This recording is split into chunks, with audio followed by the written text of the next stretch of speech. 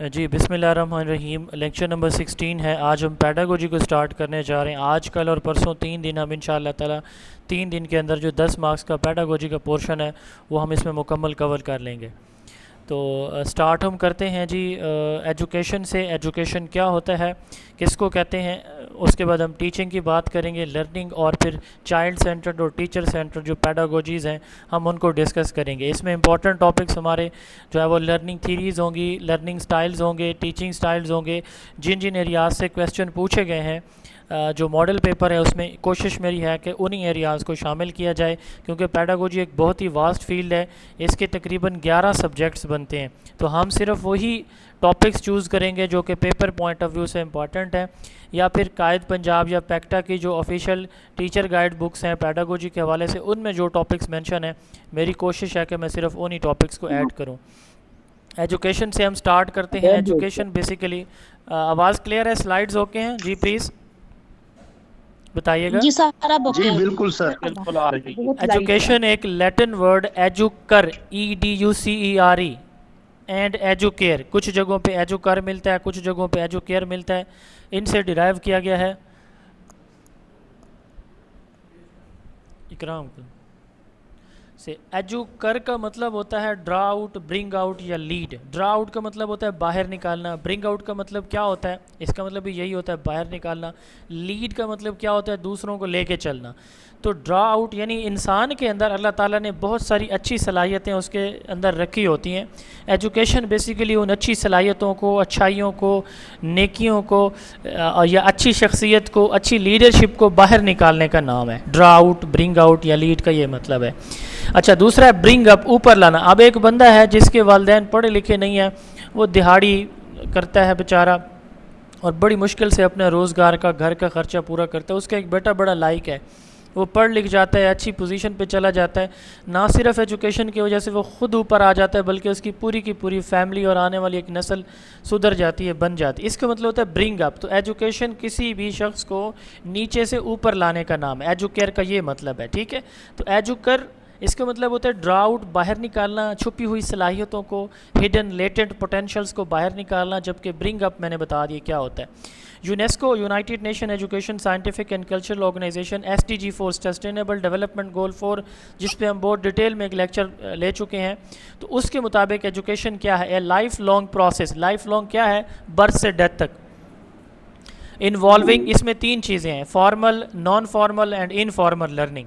इसमें formal, non formal and informal आती हैं। फॉर्मल से मुराद school, college, university. Non formal से मुराद अल्लामा इकबाल ओपन यूनिवर्सिटी या NFBE, non formal basic education, कोई स्कूल्स हैं। इनफॉर्मल से मुराद घर से, फैमिली, फ्रेंड से जो कुछ हम हासिल करते हैं वो हमारी इनफॉर्मल लर्निंग है। ये 3 बेसिकली एजुकेशन के मोड होते हैं, फॉर्मल, स्कूल, कॉलेज, यूनिवर्सिटी वाला।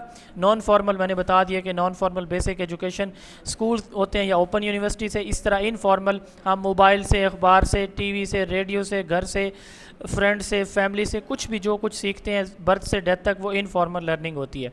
तो इन तीनों जगहों से हम कुछ भी सीखते हैं। वो कुछ क्या हो सकता है, कोई इल्म हो सकता है, नॉलेज, कोई महारतें, किसी काम को करने का तरीका हो सकता है, स्किल, गाड़ी सीखनी है हमने, ठीक है, मोबाइल को ठीक करने का तरीका सीखना, ये एक स्किल है। लेक्चर डिलीवर करना, टीचिंग करनी एक स्किल है। वैल्यूज़, अकदार, अच्छाई या बुराई की तमीज़, बिलीव्स, अकायद, हैबिट्स, आदात, ये सारी चीज़ें इन 3 एरियाज से सीखने का जो नाम है वो एजुकेशन है। ये सिर्फ हमने एजुकेशन का इंट्रोडक्शन देना है, डिटेल में नहीं जाना, क्योंकि आपके सिलेबस में यही अगर पूछा गया कभी इंटरव्यू में तो पूछा जाएगा, टेस्ट में भी शायद एजुकेशन से रिलेटेड सवाल ना पूछा जाए। अब ये 3 एजुकेशनिस्ट हैं जिनको हर मुल्क के अंदर पढ़ा लिखा सुना जाता है जब भी एजुकेशन की बात होती है। एक का नाम सुकरात है, फिर उसका स्टूडेंट था अफलातून, फिर उसका स्टूडेंट था अरस्तु, और उसका स्टूडेंट था सिकंदर आज़म। सोक्रेटीज़, सुकरात, इसका स्टूडेंट था प्लेटो, अफलातून उसका स्टूडेंट था, ये सुकरात है, इसका स्टूडेंट था अफलातून जिसको हम प्लेटो कहते हैं अंग्रेज़ी में। इसका स्टूडेंट था अरस्तु, अरस्तु का स्टूडेंट था सिकंदर आज़म, अलेक्जेंडर द ग्रेट। ये तीनों फ़िलासफ़र थे और ये जंगजू था, सलार था, ठीक है, आधी दुनिया इसने फ़तह की। तो बस इतना ही याद रखें कि सुकरात के स्टूडेंट का नाम प्लेटो, प्लेटो के स्टूडेंट का नाम एरिस्टोटल, और ये इन तीनों का की रोल है एजुकेशन। जो हम जो फॉर्मल स्कूलिंग स्टार्ट हुई है ना, बाकायदा किसी बिल्डिंग के अंदर स्कूल स्टार्ट हुए हैं, ये बंदा इसने स्कूल बनाया था, मेगारियन उसके स्कूल का नाम था, सुकरात ने, ये कोई वेल नाउन नहीं था इसका स्कूल। फिर प्लेटो ने स्कूल बनाया था एकेडमी। एकेडमी जो थी वो वेल नाउन है एकेडमी। ये आप देखते हैं कि जहाँ जहाँ पे ये प्राइवेट या जो एकेडमीज़ के नाम लोग रखते हैं तो वो इसी प्लेटो की वजह से रखते हैं, प्लेटो की एकेडमी की वजह से रखते हैं, यानी एकेडमी नाम इसके इदारे का था। फिर उसके बाद इसके स्टूडेंट अरस्तु, इसने स्कूल बनाया, उसका नाम लाइसियम था। तो ये जो स्कूलिंग स्टार्ट हुई है जहाँ पे मैं और आप आजकल अपॉइंटेड है, इसका बुनियादी बेसिक स्ट्रक्चर कब शुरू हुआ? हज़रत ईसा अलैहिस्सलाम की पैदाइश से 426 साल पहले, तकरीबन 400 साल पहले राउंड अबाउट। तो फिर ईसा अलैहिस्सलाम आए, उससे लेकर फिर हमारे नबी अलैहिस्सलाम तक दरमियान में 500 साल का गैप है तकरीबन, ठीक है। और फिर उसके बाद देखें हमारे नबी अलैहिस्सलाम को कितना अरसा हो गया इस दुनिया से रहलत फरमाए, तकरीबन 1500 साल। तो ये इससे पहले की बात है, यानी तकरीबन राउंड अबाउट ये 2500 साल पहले की बात मैं बता रहा हूँ। उस वक़्त ये स्कूलिंग स्टार्ट हुई थी। हम डिटेल में इधर भी नहीं जा रहे। हमारा फोकस किस चीज़ के ऊपर होगा? इंक्लूसिव एजुकेशन से रिलेटेड कल के पेपर में, मॉडल पेपर में एक सवाल भी आया हुआ था। वो सारे सवाल इंशाल्लाह मैं कोशिश करूँगा कि आज ही पेपर मुकम्मल आपको सॉल्व करके दूँ। स्लाइड्स रोज़ाना आपकी बनानी होती है, मुझे तकरीबन 8 से 10 घंटे एक लेक्चर को प्रिपेयर करने में मुझे लगते हैं, तो इसलिए मैं अभी उस पर टाइम नहीं दे पाया, लेकिन वो अगर दे देता तो वो आज ही अभी भी आपको शेयर कर लेता, लेकिन इंशाल्लाह रात तक होपफुली मैं उस पर काम कर लूँगा। इंक्लूसिव एजुकेशन किसको कहते हैं? हमारे स्कूल के अंदर इंक्लूसिव एजुकेशन प्रैक्टिकली चल रही है। माइक किसी का ऑन है, प्लीज़ चेक कर लें। इंक्लूसिव एजुकेशन किसको कहते हैं? कि हमारे यहाँ नॉर्मल बच्चे होते हैं, ऐसे बच्चे जिनको अल्लाह ताला ने तमाम तर सलाहियतों के साथ मुकम्मल तख्लीक किया होता है। आँख, नाक, चलना, सुनना, बोलना, हर एक चीज़ उनकी ठीक होती है, सही फंक्शनल होती है, उनको हम कहते हैं नॉर्मल बच्चे। कुछ बच्चे हमारे पास ऐसे होते हैं जो स्पेशल होते हैं, ठीक है। WHO कहता है 10% होते हैं, पाकिस्तान के स्टैट्स कहती हैं कि 4% पाकिस्तान में बच्चे हैं। 4% से मुराद क्या है कि हमारे यहाँ जो 100 में से 4 बच्चे ऐसे हैं जिनको कोई ना कोई मसला होता है, सुनने का, देखने का, बोलने का, चलने का, मेंटल कोई इशू होता है, उनको हम स्पेशल बच्चे कहते हैं। तीसरी एक और कैटेगरी होती है हमारे यहाँ, जैसे हम पाकिस्तान इस्लामिक स्टेट है तो यहाँ पे हमारे पास माइनॉरिटीज़ की 3 to 5% पॉपुलेशन है, 3 से 5%, उनके बच्चे भी होते हैं, ठीक है। तो एक ऐसा निज़ाम तालीम जहाँ पे तमाम बच्चों को बग़ैर किसी फ़र्क के, बग़ैर किसी तमीज़ के, अगर हम इसको मज़ीद आगे करें तो हम सेक्ट की बात करें, हम लैंग्वेज की बात करें, हम कास्ट की बात करें, ये फ़र्क भी हमने ख़त्म करने। इसकी डेफिनेशन में वो चीज़ें शामिल नहीं हैं, लेकिन आगे एक्सप्लेनेशन में शामिल है। तो तमाम बच्चों, एजुकेशन फ़ॉर ऑल है, तमाम बच्चों को एक ही क्लास में एक ही टीचर एक ही सब्जेक्ट में एक ही वे से पढ़ाएगा, कोई डिस्क्रिमिनेशन नहीं होगी कास्ट, क्रीड, कलर, रिलीजन की बेस पे या फिजिकल एबिलिटीज़ की बेस पे, इंडिविजुअल डिफरेंसेस की बेस पे। अब यहाँ पे साफ एक बच्चा जो बिल्कुल नहीं देख सकता वो तो यहाँ पे नहीं आएगा, उसके लिए स्पेशल एजुकेशन है। मैनर्स डिसेबिलिटीज़ वाले बच्चे जिनको थोड़ा बहुत प्रॉब्लम है, टांग में कोई फ्रैक्चर आ गया या वैसे कोई मसला है, उन बच्चों को फिर हम यहाँ पे शामिल करते हैं नॉर्मल बच्चों के साथ। इसको हम कहते हैं इंक्लूसिव एजुकेशन। अब इसके क्या क्या फ़वाइद हैं इंक्लूसिव एजुकेशन के? अब इससे सबसे पहले ensure equal learning opportunities for all, तमाम बच्चों के लिए एक जैसी आगे बढ़ने के एक जैसे मौके मिलते हैं तमाम बच्चों को, ठीक है। उनकी कास्ट, कलर, क्रीड, एबिलिटीज़ क्या हैं, इस चीज़ को इससे बालातर हो कि तमाम बच्चों को एक जैसी अपॉर्चुनिटीज़ मिलती हैं। Full participation of every student regardless of their ability, background, gender and socio economic status. Number 2, foster a safe, respectful, positive classroom environment. एक स्कूल है जहाँ पे जी सिंधी पंजाबी का है, पश्तो बलोच का कॉन्सेप्ट चल रहा है, ठीक है, बड़ी कास्ट छोटी कास्ट का इशू चल रहा है, लैंग्वेज के बैरियर चल रहे हैं कि उर्दू, पंजाबी, सिंधी है, मुस्लिम, नॉन मुस्लिम। आवाज़ जो है ना ये काट काट के आ रही है और बबलिंग हो रही। सॉरी, चलें, ओके, माइक ऑफ रखें आप। जी जी, ओके, अब आवाज़ आएगी, माइक ऑफ कर दें आप जी।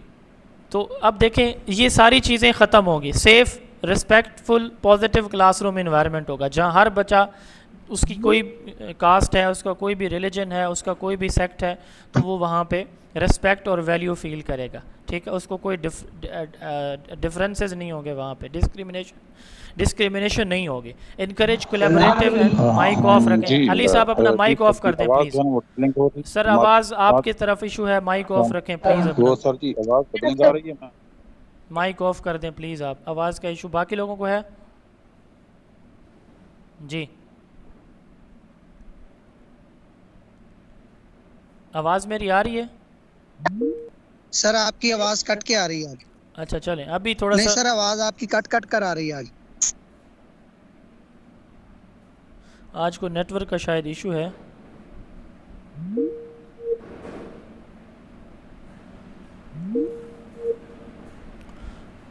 अभी बताइएगा, आप ठीक आ रही है आवाज़? जी जी सर अब ओके है। अब ओके है।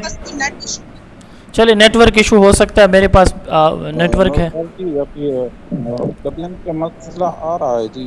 अच्छा प्लीज सर, मेरे क्या पास ये बताएं। हम बस इसका हल निकालते हैं, आप चुप करके सुने सर अली साहब। अच्छा, इनकरेज क्लब, अब आवाज़ का इशू बाकी लोगों को तो नहीं है अली साहब के अलावा? जी प्लीज़ कंफर्म कर दें ताकि मैं आगे चलूँ। सर है इशू आ रहा है, आवाज कट के आ रही है। सर है इशू। चलें, अच्छा, इनकरेज कोलैबोरेशन एंड कोऑपरेशन, सारे बच्चे ग्रुप वर्क करेंगे, एक्टिविटीज़ करेंगे, प्रोजेक्ट मुकम्मल करेंगे, मिल के करेंगे। ठीक है, एक दूसरे की सपोर्ट करके करेंगे। ठीक है, टीम वर्क में करेंगे, तो इससे कोलैबोरेशन और कोऑपरेशन बच्चों के, लेक्चर सुन लीजिएगा प्लीज। अच्छा, कोलैबोरेशन एंड कोऑपरेशन बढ़ेगी बच्चों के दरमियान। ठीक है, चौथे नंबर पे है adopt teaching method to meet the diverse need. अब टीचर को पता है कि उसकी क्लास के अंदर डिफरेंट कैटेगरीज़ के, डिफरेंट एबिलिटीज़ के बच्चे मौजूद हैं, तो वो डिफरेंशिएटेड इंस्ट्रक्शन यूज़ करेगा, इम्प्लीमेंट करेगा। क्या मतलब डिफरेंशिएटेड इंस्ट्रक्शन का? कि एक क्लास के अंदर उसके पता है कि मुख्तलिफ एबिलिटीज़ के बच्चे हैं, तो एक ही मेथड से पढ़ाने के बजाय मुख्तलिफ मेथड यूज़ करेगा ताकि हर कैटेगरी के बच्चे के इश्यूज़ को वो एड्रेस कर सके। सर जितनी आ रही है, अब नेटवर्क का इशू है, शायद गुजारा करें, फिर ये रिकॉर्डेड लेक्चर दे देंगे आपको। मैंने कोशिश की है बहुत दफ़ा कि ये इशू रिज़ॉल्व हो जाए, अब नहीं हो रहा, तो थोड़ा सा आप लोगों को कोऑपरेट करना पड़ेगा आज के दिन। इम्प्लीमेंट डिफरेंशिएटेड इंस्ट्रक्शन का मतलब क्या है कि उस्ताद क्या करेगा, एक ही स्ट्रिक्टली एक ही मेथड पे पढ़ाने के बजाय वो मुख्तलिफ मेथड यूज़ करेगा एक ही लेक्चर के अंदर, ताकि हर तरह के बच्चे को बात सही तरह से समझ आए। फ्लेक्सिबल ग्रुपिंग, वो क्लास के अंदर ग्रुप बनाएगा लेकिन वो ग्रुप फिक्स नहीं होंगे, उन ग्रुप्स को वो क्या करता रहेगा, टीचर चेंज करता रहेगा, यानी हफ्ते के लिए बना लेगा, 10 दिन के, ताकि मुख्तलिफ एबिलिटीज़ के बच्चे क्लास में बार बार मिक्स होते रहें, ताकि एक दूसरे को सपोर्ट करते रहें। ठीक है, इसको हम क्या कहते हैं, कोलैबोरेटिव, इसको कहते हैं फ्लेक्सिबल ग्रुपिंग इसको बोलते हैं।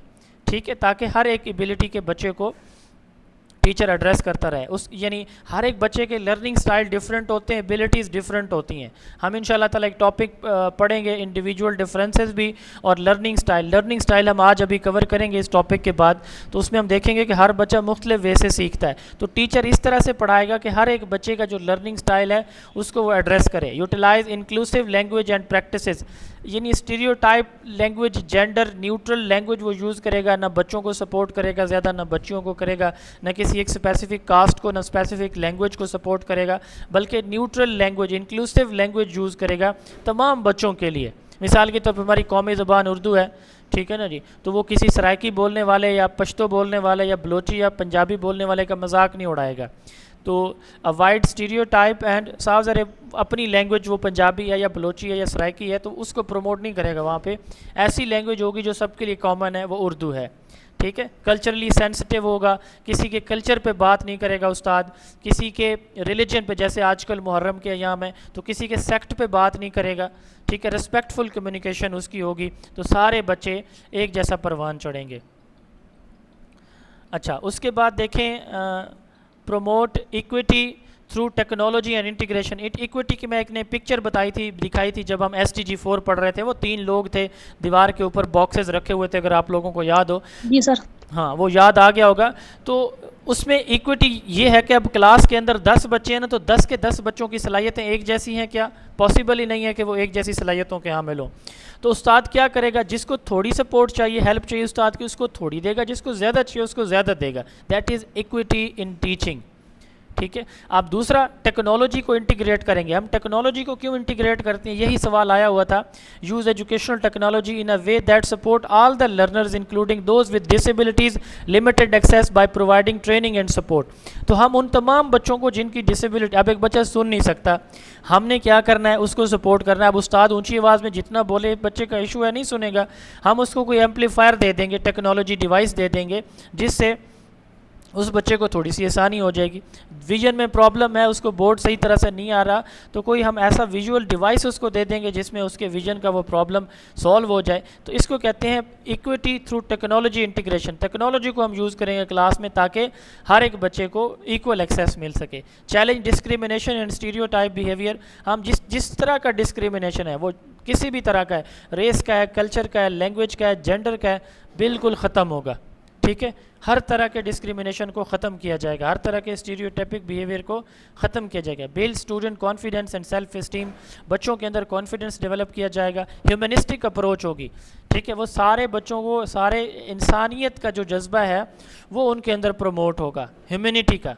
ठीक है। तो वो सेल्फ इस्टीम कहते हैं अपनी शख्सियत को झांकना, अपने अंदर झांकना, अपनी खूबियों खामियों का अंदाज़ा लगाना। तो बच्चों को इस कदर हम जो है ना वो डेवलप करेंगे कि वो अपनी ज़ात के अंदर झांक के देख, किसी दूसरे के ऊपर एतराज़ नहीं करेंगे।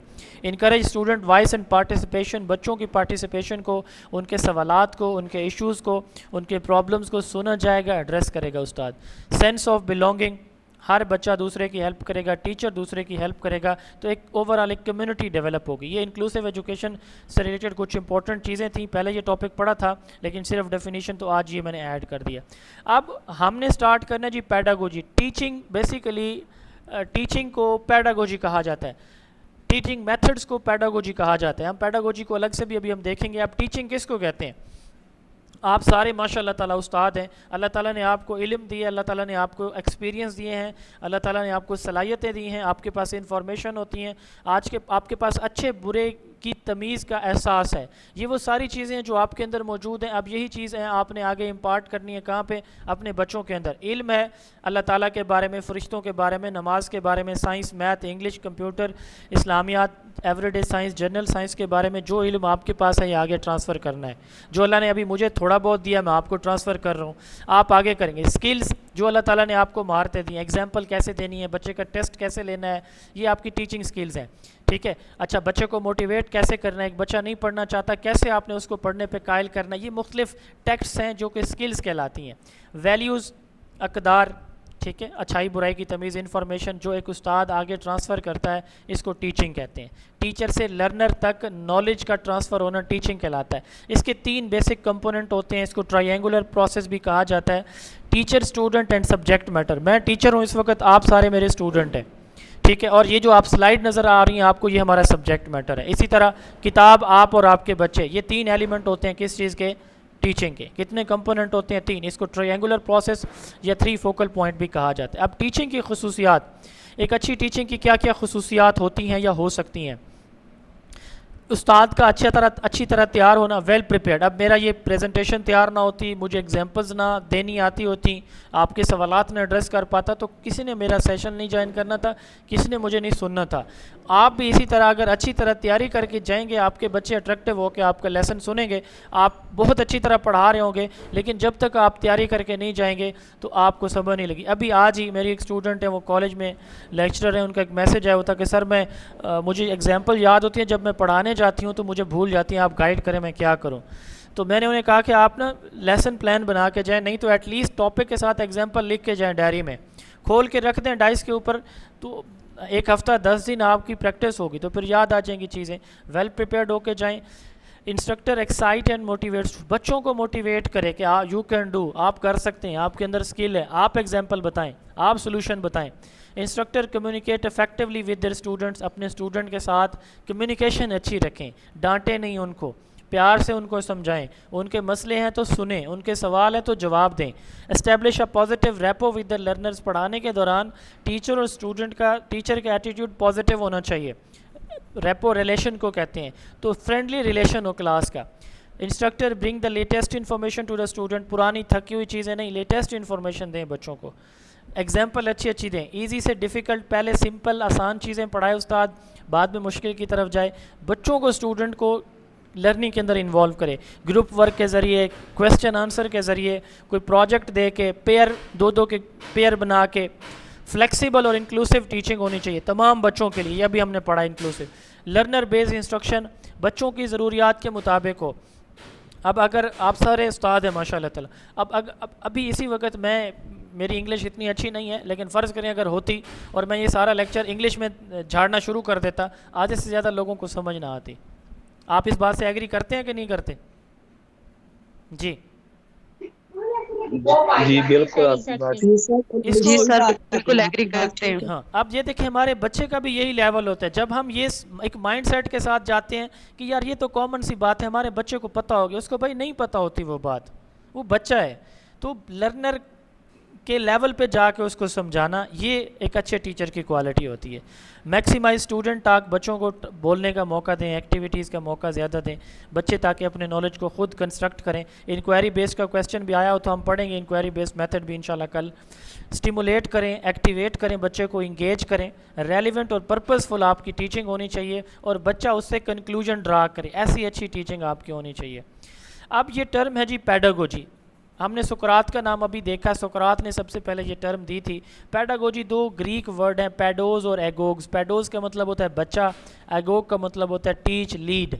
तो टीचिंग ऑफ यंग चिल्ड्रन, छोटे बच्चों को पढ़ाना, ये देखें ये इमेज, छोटे बच्चों को पढ़ाना, टीचिंग ऑफ यंग चिल्ड्रन या आर्ट ऑफ टीचिंग। मैंने अभी थोड़ी देर पहले आपको बताया कि टीचिंग मेथड्स को पेडागोजी कहा जाता है उर्फ़ आम में। तो ये सवाल अगर आ जाए कि teaching method of teaching is known as pedagogy, andragogy, peeragogy, hypergogy, क्या कहलाती है? तो पेडागोजी कहलाएगी, ठीक है, जिसमें एक एडल्ट छोटे बच्चों को पढ़ाता है। इस वक्त मैं और आप जो कर रहे हैं ये पेडागोजी नहीं है, मैं बताता हूँ ये क्या है, ठीक है। जब आप अपने बच्चों को स्कूल में पढ़ाते हैं वो पेडागोजी होती है। दूसरे इसके अपोजिट एक टर्म है एंड्रागोजी। एंड्रा कहते हैं मैन को, अडल्ट को, गोग एगोग वही टीचिंग, लीडिंग। तो जब आप एक अडल्ट दूसरे अडल्ट को, इस वक्त आप भी अडल्ट स्टेज पे, मैं भी अडल्ट स्टेज पे हूँ, इसको कहते हैं अडल्ट लर्निंग, ठीक है। एक अडल्ट बंदा, जवान बंदा दूसरे जवान बंदे को, बंदियों को पढ़ा रहा है, ठीक है, इसको अडल्ट लिटरेसी, अडल्ट लर्निंग कहा जाता है, ठीक हो गया जी। अब इसके साथ साथ आपने कभी ये नोट किया कि आप जब क्लास वर्क देते हैं तो बच्चे भी एक दूसरे को एक दूसरे से समझते समझाते हैं। घर में बहन भाई भी हो सकते हैं ये, लेकिन हम यहाँ पे क्लास की बात करते हैं। अब क्लास वर्क देते हैं, बाहर चले जाते हैं थोड़ी देर के लिए, बच्चों को काम दे के वो एक दूसरे से सिखा रहे होते हैं। सेम एज फेलोज़ को कहते हैं पीयर, जिसको हम क्लासमेट कहते हैं, हम जमाती। तो इसको पीयर कहा जाता है पेडागोजी की लैंग्वेज में, एजुकेशन की लैंग्वेज में, पीयर्स। अब जब पीयर्स क्लास फेलो एक दूसरे को पढ़ाते हैं, इसको पीरागोजी कहा जाता है, इसको पीयर ट्यूटोरिंग, पीयर टीचिंग भी कहा जाता है। एक लफ्ज़ है ट्यूटोरिंग, एक होता है टीचिंग। जब एक उस्ताद और एक स्टूडेंट होता है ये ट्यूटोरिंग होती है। एक उस्ताद और काफ़ी सारे आगे बच्चे होते हैं, ये टीचिंग है। जैसे आप लोग बहुत सारे अल्लामा इकबाल ओपन यूनिवर्सिटी के ट्यूटर होंगे, 1-to-1 रिलेशन होते हैं, हर बच्चे को आप अलग अलग गाइड करते हैं, ठीक है। हर बच्चे की अलग अलग एक्सरसाइज चेक होती है, अलग अलग उसके साथ कम्युनिकेशन, वो पेयर ट्यूटोरिंग होती है। टीचिंग क्या है? एक टीचर मल्टीपल स्टूडेंट। तो बच्चे जब एक दूसरे से सवाल जवाब करते हैं, समझाते हैं, तो ये पीरागोजी कहलाती है। जब एक बच्चा दूसरे बच्चे की असेसमेंट करता है, कोई टेस्ट लेता है, इसको पीयर असेसमेंट या पीयर अप्रेजल कहा जाता है, और उस पर जो फीडबैक देता है, बहुत अच्छा जवाब है, गलत जवाब है, इसको पीयर रिव्यू कहा जाता है। लास्ट एंड मोस्ट इंपॉर्टेंट है cyber goji. Cyber computer internet को कहा जाता है। गोजी टीचिंग को, लर्निंग को। जब internet based teaching and learning हो, जैसे इस वक्त हमारी हो रही है, जब आप कंप्यूटर को, इंटरनेट को या इंफॉर्मेशन एंड कम्युनिकेशन टेक्नोलॉजी को, आईसीटी को यूज़ करें टीचिंग लर्निंग प्रोसेस के लिए, इसको हम क्या बोलते हैं? साइबर गोजी बोलते हैं। उसके बाद है जी मैक्सिम्स ऑफ टीचिंग। अच्छा, ये जो साथ मैंने पिक्चर्स ऐड की हैं या ये जो कलरफुल किया है इन चीज़ों को, इनके मीनिंग बताएं, साथ एग्जाम्पल दें। अगर मैं सिर्फ इनकी रीडिंग करता, ये पिक्चर्स ऐड ना होती और ये सारी ब्लैक कलर में स्लाइड्स होती, फ़ॉन्ट सारे ब्लैक होते, तो किस तरीके से आपको ज़्यादा बेहतर समझ आती बात उससे कि ये पिक्चर्स भी ना होती, सेम कलर का फ़ॉन्ट है, मैं एग्जांपल भी ना देता, या जो अभी मैं समझा रहा हूँ ये बेस्ट है, कौन सा मेथड बेस्ट है? जी सर ये वाला ये जो बेस्ट आप है। समझा रहे हैं सर, अच्छा, ये एग्जैक्टली यही यही Interesting अंडरस्टैंडेबल, इंटरेस्टिंग है, अंडरस्टैंडेबल है। अच्छा, फ़र्ज़ करें कि बल्कि सवाल है अगला कि ये काम मैं क्यों कर रहा हूँ, किस पर्पज़ के लिए ये काम कर रहा हूँ सारा मैं? ताकि हमें और कुछ समझ आए। क्लियर हो सके, हमारी लर्निंग को ज्यादा टॉपिक जो है इफेक्टिव वो बनाने के लिए ताकि आप ताकि टॉपिक सही सुनने तरह वाले से, बच्चे जो हैं वो अट्रैक्टिव हो के सुने। हाँ, और समझ आ जाए बात उनको। इसी को कहते हैं मैक्सिम्स ऑफ टीचिंग, कि एक उस्ताद जब मुश्किल चीज़ों को बड़े आसान वे में प्रेजेंट करता है अपने बच्चों को ताकि उनको बात की समझ आ जाए, इसको बोला जाता है मैक्सिम्स ऑफ टीचिंग। इसको हम क्या बोलते हैं? Maxim's of teach. मैक्सिमम से ज़्यादा, कि ज़्यादा से ज़्यादा बच्चे टीचिंग से फ़ायदा लें, इसको मैक्सिम्स ऑफ टीचिंग कहा जाता है। Presenting the difficult terms and concept in an easy and comprehensive way, understandable way, class teaching के अंदर। मिसाल के तौर पर सिंपल चीज़ें पहले, कॉम्प्लेक्स बाद में, नाउन पहले, अननाउन बाद में, एग्जाम्पल पहले, रूल्स बाद में, कॉन्क्रीट पहले, एब्स्ट्रैक्ट बाद में। कॉन्क्रीट, आप ये देखें ना, मैंने अभी थोड़ी देर पहले आपको मिसाल दी है एक, कि वो मैंने आपको इक्विटी पढ़ाई थी, उसमें 3 बॉक्स। अब ये एब्स्ट्रैक्ट है, वो सामने नहीं है चीज़ आपके, एक माइंड के अंदर बात थी जो आपने क्लिक की है, वो एब्स्ट्रैक्ट होती है। जो सामने होती है उसको कंक्रीट कहा जाता है। ये जो चीज़ें इस वक्त देख रही हैं सारी कंक्रीट हैं, जो अगर पिछले किसी टॉपिक जो पढ़ा चुके हैं वो सामने तो नहीं है आपके, वो एब्स्ट्रैक्ट होता है। अच्छा, उसके बाद अगला टॉपिक है जी लर्निंग। अब एजुकेशन बड़ी चीज़ है, उसके नीचे आती है जी टीचिंग, उसके नीचे आती है लर्निंग। अब तीसरी स्टेज पे हम आ गए। लर्निंग किसको कहते हैं? मैं इस वक्त इम्पार्टिंग स्टेज पे हूँ, आप गेनिंग स्टेज पे हैं, आप रिसीविंग स्टेज पे हैं, मैं सेंडिंग स्टेज पे हूँ। तो जो रिसीवर होता है, लर्नर होता है ना, वो बच्चा होता है हमारा। इस वक्त आप सारे लर्निंग पे हैं। जब कोई शख्स अपने बिहेवियर के अंदर अपनी नॉलेज, इन्फॉर्मेशन या वैल्यूज़ उसकी चेंज होती हैं किसी दूसरे के पढ़ाने या किसी एक्सपीरियंस की वजह से, इसको लर्निंग कहते हैं। Change in behaviour of an individual as a result of teaching or experience. अब आपके नॉलेज स्किल्स में इजाफा हो रहा है, फ़र्ज़ करें अल्लाह करे हो रहा हो, तो इसको आप लर्निंग कहेंगे। हम इसको हम क्या कहेंगे? एक बच्चा सीखता है जी कलमा तैयबा ला इलाहा इल्लल्लाह मुहम्मद रसूलुल्लाह। अब ये उसको पहले नहीं आता था, आपने उसको मतलब भी समझाया, मफ़हूम भी समझाया कि भाई अल्लाह ताला वाहिद हैं, उसके सिवा कोई देने वाला नहीं है, वो सारी कायनात के खालिक मालिक हैं, और नबी अलैहिस्सलातु वस्सलाम जो है वो आखिरी रसूल हैं। अब ये आपने उसका मतलब मफ़हूम भी समझाया, तो इसको कहते हैं लर्निंग। अब बच्चे ने वो लर्न कर ली चीज़, ठीक है। लर्निंग किस तरह होनी चाहिए? Relatively permanent change in behaviour. Relative किसको कहते हैं? एक चीज़ पहले से आपने पढ़ी हुई है, एक आज मैंने आपको पढ़ा है, दोनों को लिंक कर दिया तो समझ बेहतर आएगी। इसको कहते हैं रिलेटिव होना, दो चीज़ों को मिलाना, ठीक है। रिलेटिवली परमानेंट होती है, हमारे नॉलेज परमानेंटली या स्किल्स परमानेंटली चेंज होती हैं, इंफॉर्मेशन परमानेंटली चेंज होती हैं। लर्निंग लाइफ लॉन्ग प्रोसेस है, बर्थ से डेथ तक चलता है। यूनिवर्सल उस चीज़ को कहते हैं जो हर जगह पे हो। पानी आप देखें ना, उसको हम कहते हैं यूनिवर्सल एक एलिमेंट है, सॉल्वेंट, हर जगह पाया जाता है दुनिया में। कहीं ठीक है, गलत है, सही पीने के काबिल है नहीं, ये एक अलग डिबेट, लेकिन हर जगह मौजूद, इसको यूनिवर्सल कहा जाता है। इसी तरह लर्निंग हर कोई करता है, कोई बच्चा है, बूढ़ा है, कोई मुस्लिम है, नॉन मुस्लिम है, हर कोई सीखता है। लर्निंग पर्पसफुल और गोल डायरेक्टेड होती है। It involves reconstruction of experiences. जो मैं आपको पढ़ाऊंगा ना, आप इसको मज़ीद बेहतर करने की कोशिश करेंगे, बेहतर समझने की और सोर्सेज से, या आगे बेहतर अंदाज में पढ़ाने की कोशिश करेंगे। ये रिकन्स्ट्रक्शन ऑफ एक्सपीरियंसेस कहलाता है। एक अच्छी लर्निंग की क्या क्या खुसूसियात होती हैं कि बच्चा नॉलेज को गेन भी करे और रिटेन भी रखे, इल्म सीखे भी सही और उसको याद भी रखे। क्रिटिकल थिंकिंग, ये उस्ताद जो बता रहा है कि ये वाकई ठीक भी है या गलत है, मैंने फ़लाँ जगह से तो ऐसा नहीं पढ़ा था, ये है क्रिटिसिज्म। मैं जो पढ़ा रहा हूँ ना, इसको हरफ आखिर ना समझे कोई बच्चा, कोई स्टूडेंट, ठीक है, तो उस पर क्रिटिसिज्म करे। Student integrate knowledge with in and across the discipline. जो मैं पढ़ा रहा हूँ इधर भी और इसके दाएं बाएं बाकी सब्जेक्ट के साथ भी उसको रिलेट करे। Develop ability to work in a team के साथ मिल के वो अपने प्रॉब्लम्स को सॉल्व करे, यही जो है वो फोकस होता है। उसके बाद है जी लॉज ऑफ लर्निंग। टॉपिक हमारे काफ़ी सारे आज हैं, थोड़ा सा टाइम लगेगा क्योंकि पहले 20-25 मिनट हमारे ज़ाया हुए हैं, तो आप लोगों से रिक्वेस्ट है कि थोड़ा सा जम के पानी शानी साथ रख लें मैंने भी रखा हुआ है। लॉज ऑफ लर्निंग, ला कानून को कहते हैं। ये बंदा, इसका नाम था एडवर्ड ली थॉर्नडाइक। इसने क्या किया, एक भूखी बिल्ली को ना इस तरह एक पिंजरे के अंदर बंद कर दिया। बाहर ना उसने मछली का एक टुकड़ा रखा इधर, ये इसकी पिंजरे के जो दरवाज़ा है ना, डोर है, इसके साथ एक डोरी उसने मुंसलिक की। अब बिल्ली थी भूखी, उसने इधर उधर बड़ी हरकत की कि किसी तरह मैं पिंजरे से बाहर निकलूं, डब्बे से बाहर आऊं और ये मछली का टुकड़ा उठा के खाऊं। एक तो उसकी खुशबू उसको ललचा रही थी, दूसरा वो भूखी थी, तीसरा कैद में थी। अब ये 3 एलिमेंट मिले और उसने उसको कहा, सोचने पे मजबूर किया कि भाई किसी तरह इधर से निकलो बाहर। वो रैंडमली भागती दौड़ती रही अंदर, कभी इधर कभी उधर। अचानक उसने क्या किया, ये देखे रैंडम मूवमेंट, अचानक उसने ना ये डोरी को खींचा ना, डोरी लटक रही थी बाहर से, तो इसकी ये डंडी सी साथ अटैच, इसको खींचा ना तो ये दरवाज़ा खुल गया। जैसे ही खुला वो भाग के उसने पीस ऑफ फिश उठाया, खाया, बड़ी खुश हुई। थॉर्नडाइक देख रहा था, उसने कहा मैं तुम्हारा इलाज करता हूँ, सब्र करो। उसने फिर आधा घंटा उसको किसी और जगह कमरे में रखा, फिर आधा घंटा नहीं काफ़ी देर, फिर उसको भूख महसूस होने लगी, दोबारा उसने जाके इसी बॉक्स के अंदर बंद किया। अब की बार बिल्ली ने थोड़ा जल्दी बाहर निकल आई इसी डोरी के ज़रिए। 3-4 मरतबा जब उसने उसको भूखी कैफियत में अंदर डाला तो उसने ये देखा कि अब जैसे ही बिल्ली को अंदर डालता है वो बाहर निकल आती है। इसकी बेस पे उसने 3 लॉज ऑफ लर्निंग दिए।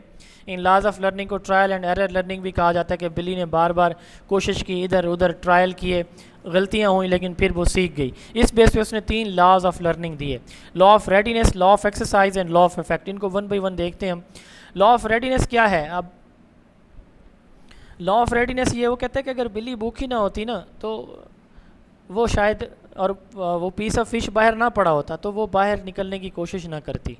इसी तरह एक बच्चा अगर वो खुद से प्रिपेयर्ड नहीं है, वो सीखना चाहता है, तभी जाके उसकी लर्निंग अच्छी होगी, अदरवाइज़ लर्निंग अच्छी नहीं होगी। ज़बरदस्ती एक बच्चा नहीं पढ़ना चाहता।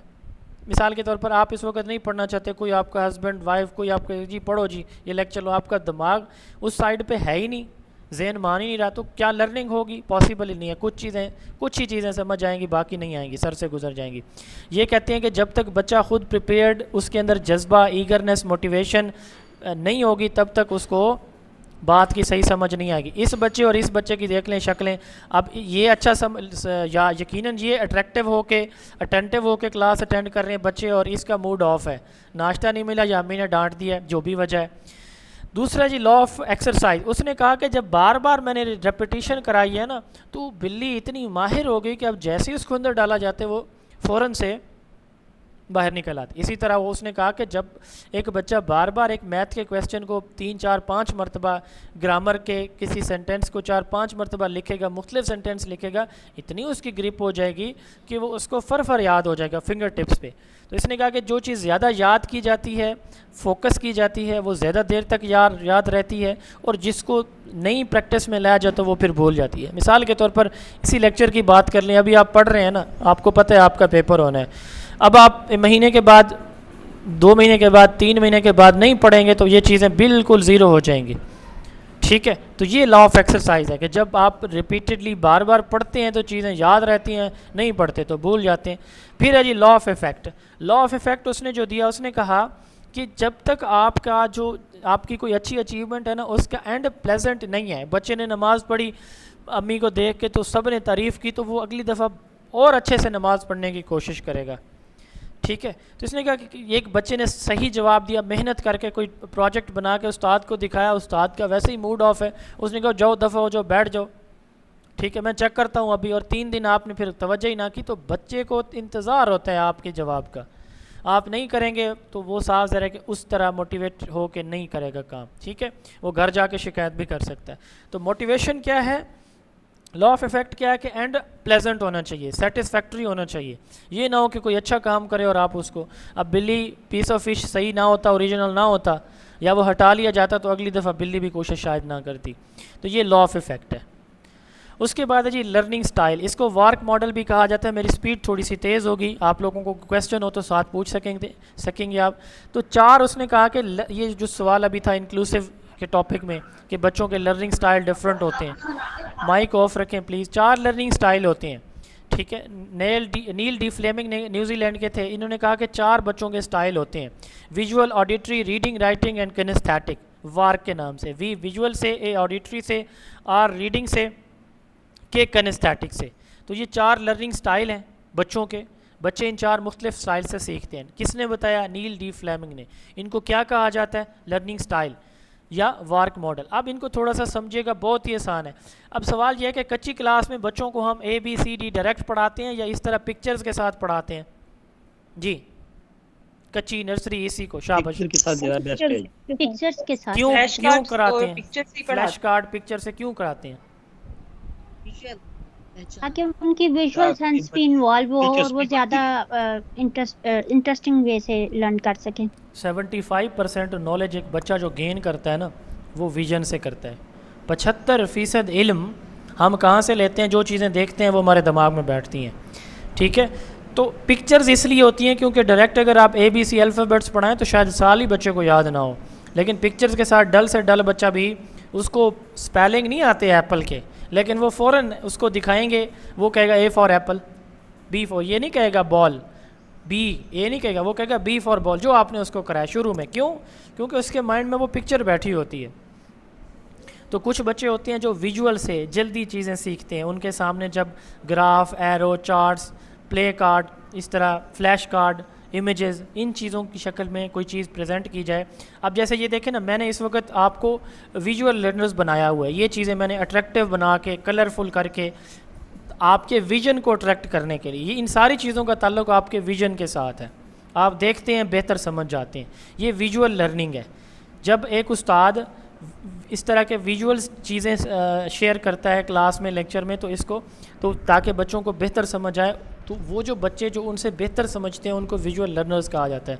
फिर कुछ बच्चे होते हैं ऑडिटरी होते हैं, उनको ना सिर्फ लिसनिंग से सही समझ आती है। बहुत से आप में से लोग होंगे जो इस वक्त किचन में काम कर रहे होंगे, उनको विजुअल देखने की ज़रूरत नहीं, वो कहते हैं हम सुनेंगे तो याद हो जाएगी चीज़, समझ आ जाएगी, ठीक है। तो उनको कहेंगे ऑडिटरी लर्नर्स। ऑडिटरी ऑरल से, AURAL का मतलब होता है लिसनिंग से, ORAL ओरल, ये आरल है, वो ओरल होता है, ORAL, उसका मतलब होता है बोलने से, ठीक है।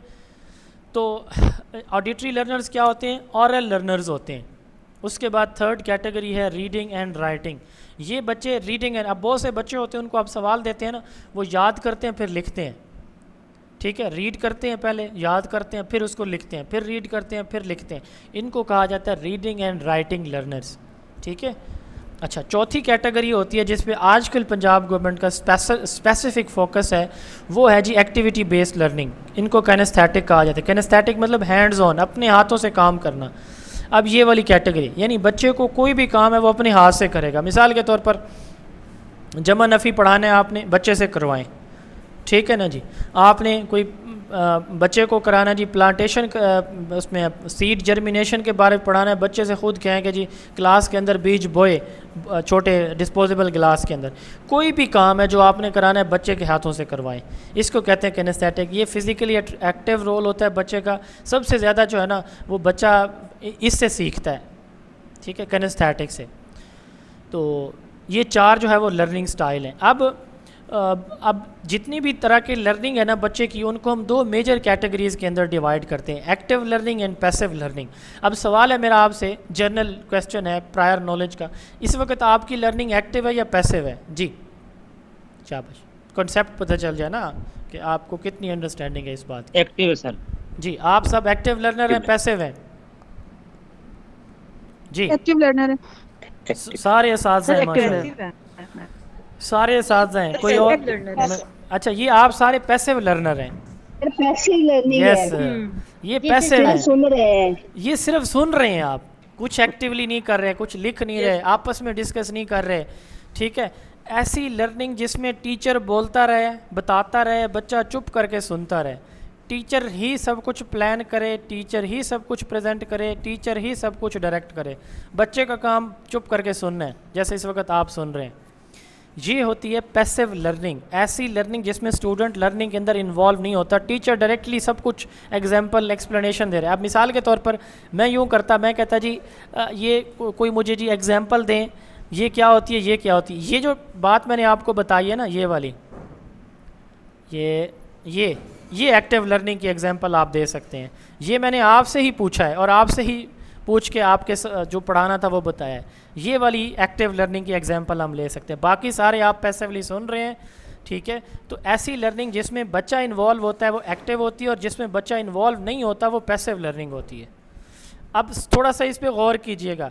पैसिव लर्निंग के अंदर टीचर एक्टिव होता है, पैसिव लर्निंग के अंदर जैसे इस वक्त मैं हूँ, और एक्टिव लर्निंग के अंदर टीचर पैसिव होता है। ये थोड़ा सा अपोजिट बात है, समझ लगी है इस पॉइंट की। एक्टिव में टीचर पैसिव है, जैसे एक्टिविटी बेस्ड है, उस्ताद कहेगा ये एक्टिविटीज़ करें, वो चुप करके देख रहा है, बच्चे कर रहे हैं, वो एक्टिव हैं, लर्नर्स, स्टूडेंट, चाइल्ड। और टीचर क्या है, पैसिव है। और पैसिव लर्निंग के अंदर जैसे इस वक्त आप सुन रहे हैं, उस्ताद पढ़ाई जा रहा है बोर्ड पे, बच्चे पैसिव हैं और टीचर एक्टिव है। यहाँ पे दो और बातें समझ लें आगे सर लिखी अगर स्टूडेंट साथ नोट भी कर रहे हैं लेक्चर को, करते रहे और नोट वो तो आप भी उसमें कर रहे कोई हैं। नहीं वही मेरा क्वेश्चन है कि वो फिर एक्टिव लर्निंग में आएगा कि पैसिव में आएगा? नहीं, एक्टिव आप देखें, एक्टिव थोड़ा सा मेरी इस पॉइंट को चलें मज़ीद मैं एक्सप्लेन करता हूँ। एक्टिव से मुराद क्या है कि नॉलेज उस्ताद ना दे रहा हो, बच्चा खुद नॉलेज को डिस्कवर कर रहा हो।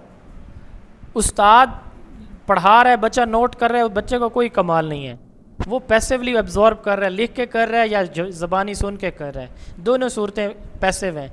एक्टिव इस सूरत में है कि उस्ताद ने बच्चों को पढ़ाना है 4×4, तो वो बच्चों को बोर्ड पे बुलाए, बेटा इसको हल करके दें, 4 एक बच्चे ने करके दे दिया, ये है एक्टिव लर्निंग। बच्चे ने खुद नॉलेज डिस्कवर किया, सोल्यूशन खुद निकाला। उस्ताद अगर करके दे रहा है कोई एक्टिव नहीं है। अच्छा, यहाँ पे एक और पॉइंट भी नोट कीजिएगा, ये तो लर्निंग है ना। अगर मैं कहूँ एक्टिव टीचिंग और पैसिव टीचिंग तो कौन सी होगी? एक्टिव टीचिंग ये होगी कि जिसमें उस्ताद एक्टिवली पार्टिसिपेट कर रहा है, और पैसिव टीचिंग वो होगी जिसमें उस्ताद पैसिव है और बच्चा एक्टिव है। अगर बात आ जाए, ये याद कर लें, सुन लें, नोट कर लें, एक्टिव लर्निंग की तो लर्नर एक्टिव है, लर्नर से है। अगर बात आ जाए एक्टिव टीचिंग की तो टीचर एक्टिव होगा, ठीक है। इसी तरह पैसिव लर्निंग है तो लर्नर पैसिव है, टीचर एक्टिव है। और पैसिव टीचिंग की बात होगी तो टीचर पैसिव है, बच्चा एक्टिव है। ये पॉइंट क्लियर हुए या मिक्स हो गई हैं सारी चीज़ें? जी सर, अब क्लियर हो गया। अच्छा, ब्लेंडेड लर्निंग आगे देखें। ब्लेंड करते हैं, कहते हैं जी वो ब्लेंडर है जी, उसमें वो कोई जो कुछ आप किचन में होता है आप ब्लेंड करते हैं, काफ़ी सारी चीज़ें डालते हैं और वो फिर उसका वो ब्लेंड तैयार हो जाता है ब्लेंडर के अंदर। इसी तरह जब आजकल आपको पता है ट्रेंड चल रहा है ई लर्निंग का, ऑनलाइन लर्निंग का, जैसे इस वक्त मैं आपको पढ़ा रहा हूँ ये ऑनलाइन लर्निंग है, और आप जो क्लास में बच्चों को पढ़ाते हैं वो फ़ेस टू फेस है। अब यही काम मैं यूँ करूँ कि यहाँ पे बखर के लोगों को मैं ऑफ़र करूँ कि जी हमारी अकेडमी में फ़िज़िकली आप आ जाएं, यहाँ पे आप 1-to-1 face to face classes लें, और इसी लेक्चर की फिर आपको लिंक दे के मैं आपको ऑनलाइन पढ़ाऊँ, तो ये ब्लेंडेड लर्निंग हो जाएगी। ऐसी लर्निंग जिसमें एक ही वक्त में उस्ताद फ़िज़िकल क्लास भी ले रहा होता है और ऑनलाइन भी पढ़ा रहा होता है, उसको ब्लेंडेड लर्निंग कहते हैं। ये दोनों का कम्बिनेशन होता है। ये आपने पहले पढ़ा हुआ है। इसमें एक चीज़ का इजाफा आप कर लें, फ्लिप्ड लर्निंग, ये आ सकती है डेफिनेशन। ये फ्लिप्ड लर्निंग हमारे स्कूल लेवल पे अप्लाई हो सकती है। कैसे? आजकल आपको पता है व्हाट्सएप ग्रुप बनाए गए होते हैं पेरेंट्स की तरफ से, टीचर्स की तरफ से। उस्ताद क्या करे कि इवनिंग में व्हाट्सएप ग्रुप के ज़रिए या जूम ऐप के ज़रिए, माइक्रोसॉफ्ट ऐप के ज़रिए बच्चों को लाइव ले ले, अपने स्कूल के स्टूडेंट्स को, उनको सारे का सारा रीडिंग टास्क दे दे। रीडिंग टास्क बच्चों को टीचर प्रोवाइड कर दे ऑनलाइन कि भाई ये कल पढ़ के आना है, ये काम करके आना है, ये असाइनमेंट मुकम्मल करके आनी है, ये रीडिंग करके आनी है, ये लिख के लेकर आना है। वो सारा काम बच्चों को समझा देगा, बच्चे करके आएंगे। अगले दिन उस्ताद आएगा, उस्ताद उन बच्चों से उस टॉपिक से रिलेटेड प्रैक्टिकल प्रॉब्लम्स के सलूशन निकालेगा। मिसाल के तौर पर मैथ में फ्रैक्शन के क्वेश्चन है तो उस्ताद उनको कहेगा कि ये चैप्टर, ये एक्सरसाइज, ये चीज़ें ये लिख कर ले आने हैं, हमने इन पे एक्टिविटीज़ करानी है, कार्ड बना के ले आए, हमने ये करना है, ये टॉपिक रीड करके आए, कल हम इसकी ट्रांसलेशन पढ़ेंगे। तो इसमें उस्ताद ऑनलाइन हो के बच्चों को कोई टास्क असाइन करता है, वो रीडिंग से हो सकता है, कोई असाइनमेंट हो सकती है, और अगले दिन बच्चे जब आएंगे तो वो एक्टिवली इंगेज करेगा उनको प्रॉब्लम्स के सलूशन में। ये होती है flipped learning. Domains of learning, Bloom taxonomy के कितने डोमेन्स पढ़ाए हैं मैंने आपको? शाबाश जी। 3 कौन कौन से? सर 3 और कॉग्निटिव, अफेक्टिव और साइकोमोटर। वही, यस, वही तीनों हाँ साइको, वही तीनों डोमेन जो है वो लर्निंग के भी होते हैं। बच्चे की कॉग्निटिव डेवलपमेंट, बच्चे की वैल्यूज़, एटीट्यूड्स, बिहेवियर की डेवलपमेंट यानी अफेक्टिव, बच्चे की प्रैक्टिकल स्किल्स की डेवलपमेंट साइकोमोटर, वही तीनों हैं। अच्छा जी, उसके बाद है जी कॉन्टेम्प्रेरी लर्निंग इन्वायरमेंट। ये कुछ मॉडर्न टर्म्स हैं लर्निंग के हवाले से। Contemporary learning environment. Contemporary learning environment की अगर पिक्चर्स को आप देखें नीचे वाली को, तो ये आपको ये बता रही है, ये बताने की कोशिश कर रही हैं कि ये बच्चे स्कूल के बच्चे हैं।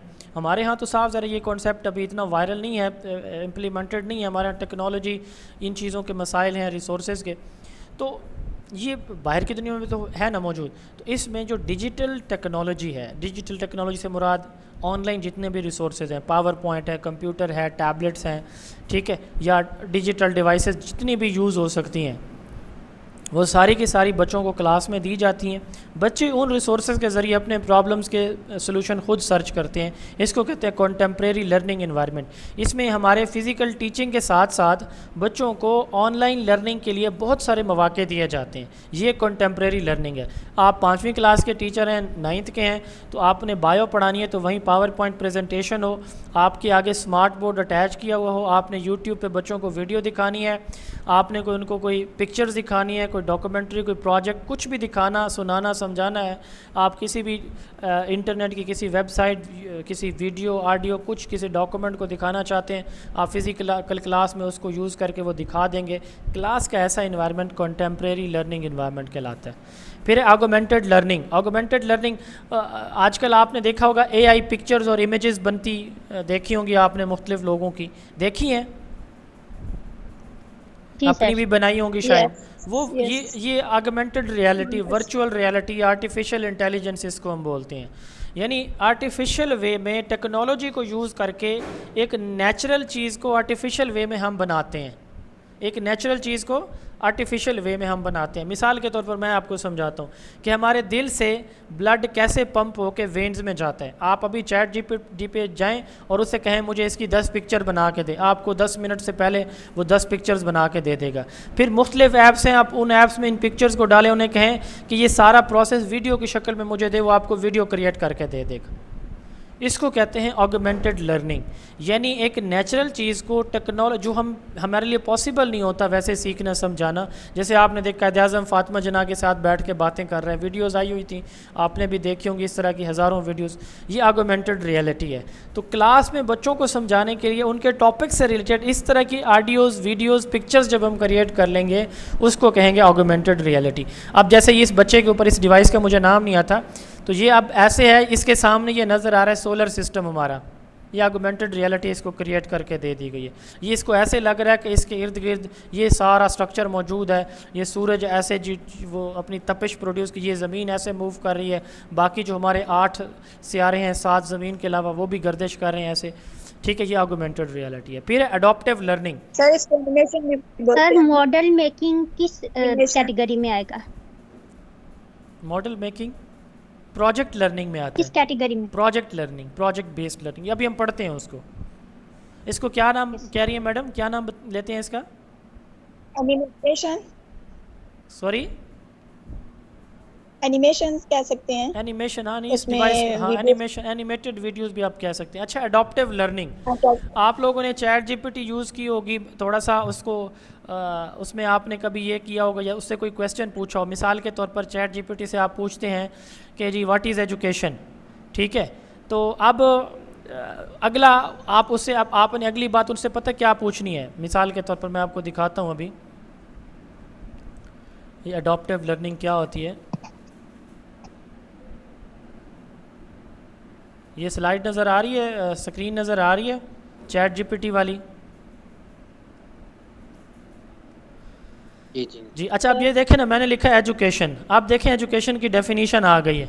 अब इसके बाद मैं ये जानना चाहता हूँ कि एजुकेशन की टाइप्स कितनी हैं। मैं इसे ये नहीं कहूँगा कि what are the types of education, मैं सिंपली लिखता हूँ टाइप्स ऑफ एजुकेशन। देखिएगा जवाब इसका, ये एजुकेशन की डेफिनेशन उसने दे दी, बल्कि मैं सिंपल लिखूँगा टाइप्स, ये खुद समझ जाएगा कि मुझे टाइप्स ऑफ एजुकेशन चाहिए। देखिएगा, there are 3 main types of education, ये जो अभी मैंने आपको formal, informal and non formal पढ़ाई हैं, ठीक है। अच्छा, ये अब मैं इसे कहता हूँ इन कॉन्टेक्स्ट ऑफ पाकिस्तान, कि पाकिस्तान में एजुकेशन की कितनी टाइप्स हैं। अब मैंने इसे ये नहीं कहा कि एजुकेशन की टाइप्स बताएं, सिर्फ ये कह रहा हूँ कि इन कॉन्टेक्स्ट ऑफ पाकिस्तान। इसका जवाब देखिएगा, जल्दी कर भाई। अच्छा, ये देखें जी, types of education in Pakistan. अब इसने मेरी बात को ख़ुद समझ लिया है कि मुझे क्या चीज़ चाहिए। ये है अडॉप्टिव लर्निंग, यानी ऐसी टूल्स और डिवाइसेस आ चुकी हैं जो कि क्या करती हैं, जो आपके माइंड को पढ़ लेती हैं कि आप क्या सर्च करना जा रहे हैं, इससे आगे जो आपको इन्फॉर्मेशन चाहिए वो कौन सी चाहिए। आपने कभी नोट किया हो कि आपने घर में फैमिली के साथ बैठे ये बात की हो कि हमने घर के अंदर जो है ना वो सीलिंग करवानी है, तो अगले दिन आपको उसी दिन आप मोबाइल ऑन करते हैं तो जो ऐड आते हैं वो सीलिंग वाले आना शुरू हो जाएंगे। शूज़ लेने हैं जी दराज से, तो दराज के ऐड आना शुरू हो जाएंगे। ये बेसिकली अडॉप्टिव हैं हमारे डिवाइसेस, जिस तरह की आप बात करते हैं उस तरह के ऐड आना शुरू हो जाते हैं। इसी तरह की डिवाइसेस बनाई गई हैं जो बच्चे के माइंड को समझ जाती हैं कि बच्चा आगे क्या चीज़ सीखना चाहता है, आर्टिफिशियल इंटेलिजेंस बेस्ड, तो उसकी प्रेफरेंस के अकॉर्डिंग जो है टेक्नोलॉजी बेस्ड उसको सोल्यूशन वो देती चली जाती है। अडॉप्टिव लर्निंग है। उसके बाद है जी इंस्ट्रक्शन। इंस्ट्रक्शन कहते हैं डायरेक्शन को। एक उस्ताद जो डायरेक्शन देता है उनको इंस्ट्रक्शन कहा जाता है। जी जी प्लीज़।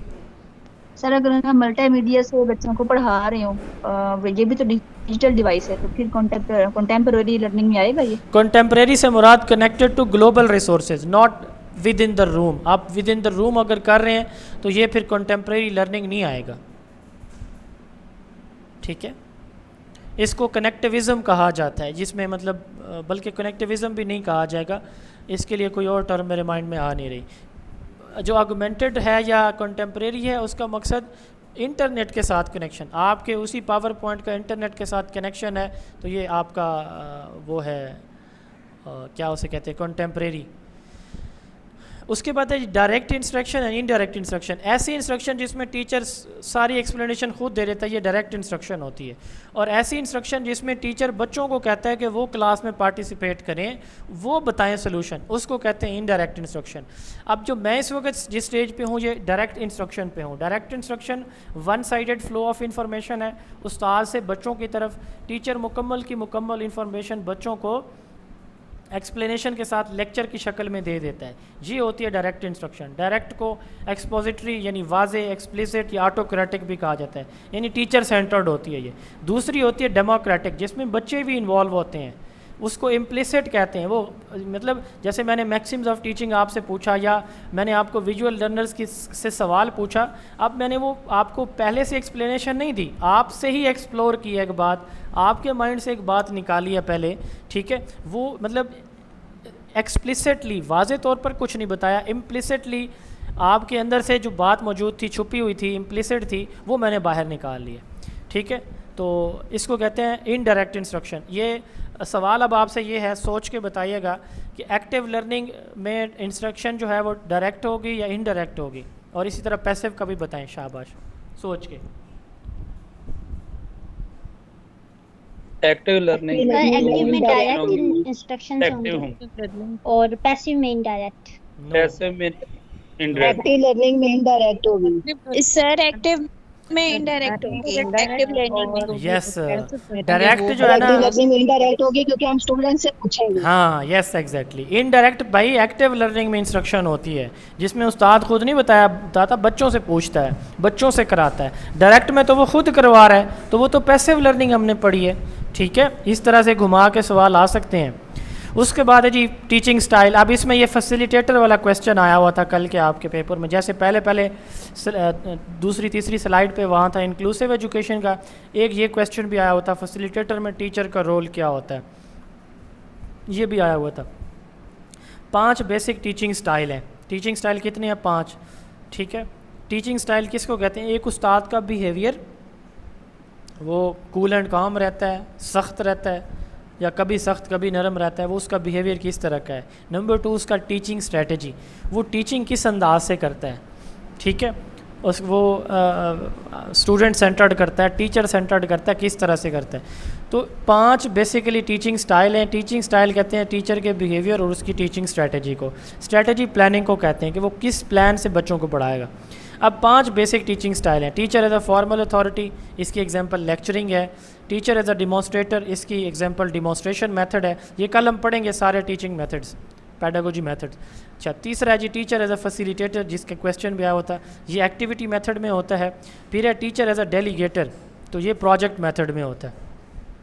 और आखिर यह टीचर एज ए कोलैबोरेटर, ये कोऑपरेटिव लर्निंग में होता है। कोऑपरेटिव का भी क्वेश्चन आया हुआ था, ये कल हम पढ़ेंगे इंशाल्लाह ताला। तो 1 बाय 1 इनको देखते हैं, बड़े आसान से हैं, तवज्जो से सुनेंगे तो इंशाल्लाह ताला भूलेंगे नहीं कभी। ये सारी चीज़ें आप करते हैं अपने स्कूलों के अंदर। Teacher as a formal authority, ऐसी टीचिंग जिसमें उस्ताद बच्चों पे उसने धावा बोला हुआ है, सख्ती करता है, बच्चे को सवाल जवाब करने की इजाज़त नहीं है। टीचर आएगा, किताब दें, क्यों बोल रहे हो, क्यों खड़े हो गए हो, बैठ जाओ, ठीक है, और 2-4 सुना भी दी उसको। ये होती है teacher as a formal authority. ये लेक्चर मेथड में होती है, उस्ताद आएगा, तीसरी क्लास के बच्चे को लेक्चर देगा, कम से कम 9th क्लास के बच्चे तक लेक्चर देना को माइंड मानता है, जहन मानता है कि यहाँ तक काम चलेगा।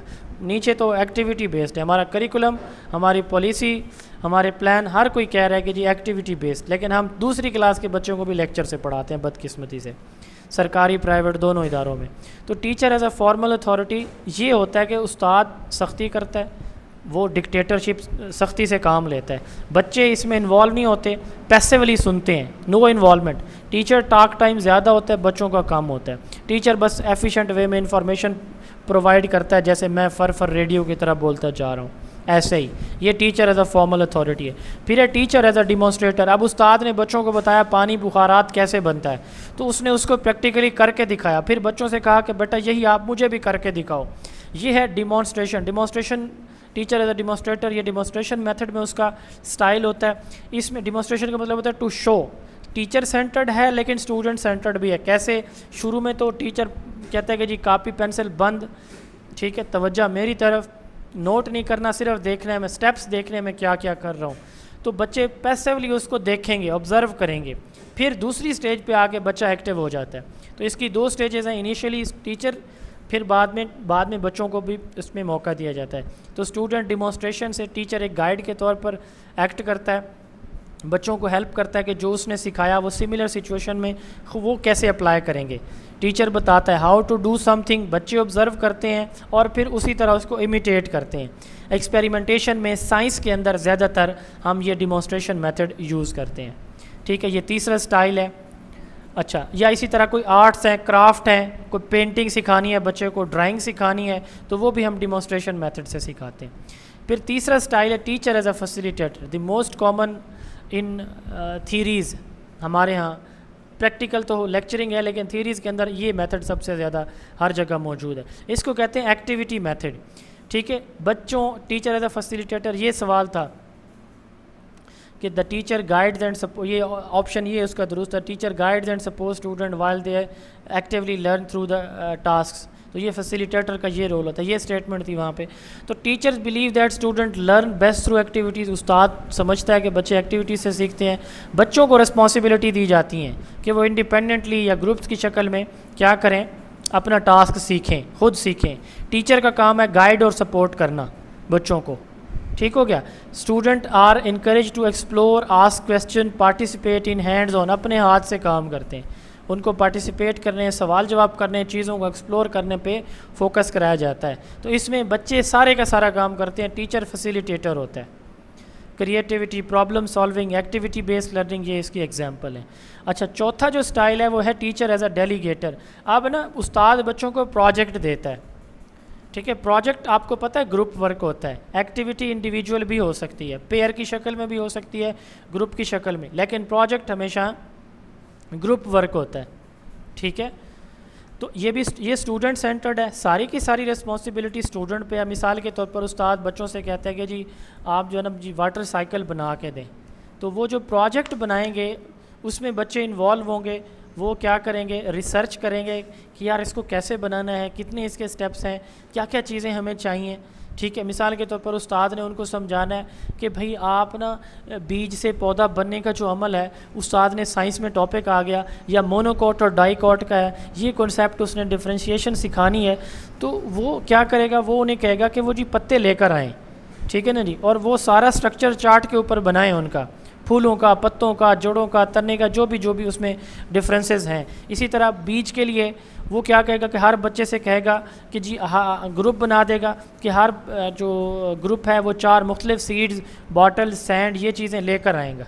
लेकर आएंगे, डिस्पोजेबल ग्लासेस या बॉटल्स वो लेकर आएंगे, और वो फिर क्लास में जो है ना वो उनको बच्चों से कहेगा कि ये स्टेप है ये आप करें। तो वो बच्चा खुद ऑब्ज़र्व करेगा कि बीज से पौधा कैसे, उसको सारी ज़िंदगी मरते दम तक नहीं भूलेगी ये बात। इसको कहते हैं प्रोजेक्ट, ठीक है। तो ये इससे रिसर्च आती है बच्चे के अंदर, वो ग्रुप्स की शक्ल में किसी भी टास्क को मुकम्मल करते हैं। टीचर की सपोर्ट जहाँ जहाँ पे, सर ये इसको डिप कितना करना है सैंड के अंदर, पानी कितना डालना है, बच्चे सपोर्ट लेंगे व्हेन नीडेड, जब उस्ताद की ज़रूरत पड़ेगी। इससे leadership, team work, real world application, यानी एक बच्चा साहब ज़रा उनको लीड कर रहा होता है, ये सारी चीज़ें उनके अंदर डेवलप होती हैं। डेलीगेटर के अंदर टीचर का ये रोल है। उसके बाद है टीचर एज अ कोलैबोरेटर, ये कोऑपरेटिव लर्निंग, डिस्कशन मेथड, इस तरह की एक्टिविटीज़ के अंदर ये स्टाइल होता है। टीचर एज कोलैबोरेशन, कोलैबोरेशन होता है मिलजुल के काम करना। इसमें क्या होता है कि इसमें सारे के सारे बच्चे, इसमें ज़्यादातर वो जो प्रोजेक्ट है ना उसमें कुछ प्रैक्टिकल टास्क होता है, कोई चीज़ बनाना या किसी एक्सपेरिमेंट को परफॉर्म करना। कोलैबोरेशन के अंदर डिस्कशन भी होती है, कोलैबोरेशन कोऑपरेशन के अंदर डिस्कशन होती है। बच्चे डिस्कशन से, मिसाल के तौर पर उस्ताद कहते हैं कि जी 10वीं क्लास के बच्चे हैं, उसने जो है ना वो बच्चों को सिखाना है, जो सपोज़ हम कर लेते हैं कि जी इंग्लिश का कोई उर्दू इस्लाम मौशरती उलूम का टॉपिक ले लेते हैं जी, जो करारदाद पाकिस्तान है ये, ठीक है। अब करारदाद पाकिस्तान के बारे में बच्चे डिस्कस करें और उस्ताद को उन्होंने बताना है, ठीक है। या बच्चे जो है ना नमाज के जो फ़राइज़ हैं, वज़ू के जो फ़राइज़ हैं, ये उस्ताद ने बच्चों को पढ़ाने हैं, ठीक है। अब वो बजाय इसके कि वो ख़ुद पढ़ाए, वो बच्चों के ग्रुप बना देगा, उनको मौका देगा, ये टेक्स्ट बुक है, नमाज के फ़राइज़, वज़ू के फ़राइज़, गुस्ल के फ़राइज़, या आपने याद करने हैं या बताने हैं, मुझे ग्रुप्स को बताने। हर एक ग्रुप को टास्क अलग दे देगा, किसी को गुस्ल के, किसी को वज़ू के, किसी को नमाज के, ठीक है। अब वो टॉपिक सारे बच्चे करें, तो हर बच्चा, सारे बच्चे डिस्कशन करेंगे, डिस्कशन के बाद हर ग्रुप अपनी अपनी बारी पे अपनी क्लास को प्रेजेंटेशन दे देगा। ये होता है कोलैबोरेटिव मेथड, ठीक है। इसमें बच्चों के जो भी पॉइंट ऑफ व्यूज़ हैं वो एक्सेप्ट किए जाते हैं, बच्चे अपने आइडियाज़ शेयर करते हैं, टीचर बच्चों को इनवाइट करता है कि वो इसके ऊपर सोचें, इसके ऊपर अपना जो है वो वर्क करें, एक वर्कशीट बनाएं, और जो भी उन्होंने रिसर्च की है, जो भी उन्होंने आंसर निकाले हैं इसके, वो जो है ना वो क्लास के सामने प्रेजेंट करें आपके। इससे बच्चों के अंदर क्रिटिकल थिंकिंग आती है, कम्युनिकेशन स्किल्स आती हैं, एक दूसरे के साथ मिलजुल के प्रॉब्लम सॉल्व करने की स्किल्स डेवलप होती हैं।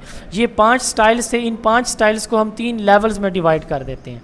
कितने लेवल्स के अंदर? 3, depending upon the involvement of the student. बच्चों की इन्वॉल्वमेंट को देखते हुए हम 3 जो है ना वो टीचिंग स्टाइल्स के लेवल्स बनाते हैं। क्लोज, फ्रेम्ड एंड निगोशिएटेड, ऐसा टीचिंग स्टाइल जहाँ पे बच्चे की इन्वॉल्वमेंट बिल्कुल भी नहीं होती, सारी की सारी इंस्ट्रक्शन टीचर सेंटर्ड है। अब ये बात स्टार्ट हुई है पैसिव लर्निंग से, बात स्टार्ट आगे आई है डायरेक्ट इंस्ट्रक्शन पे, फिर बात आई है teacher as a formal authority पे, और अब आ गया क्लोज्ड। ये सारी चीज़ें एक ही हैं, क्योंकि इनमें टीचर कंट्रोल कर रहा है लेक्चर को, हर एक चीज़ को, बच्चा पैसिव है।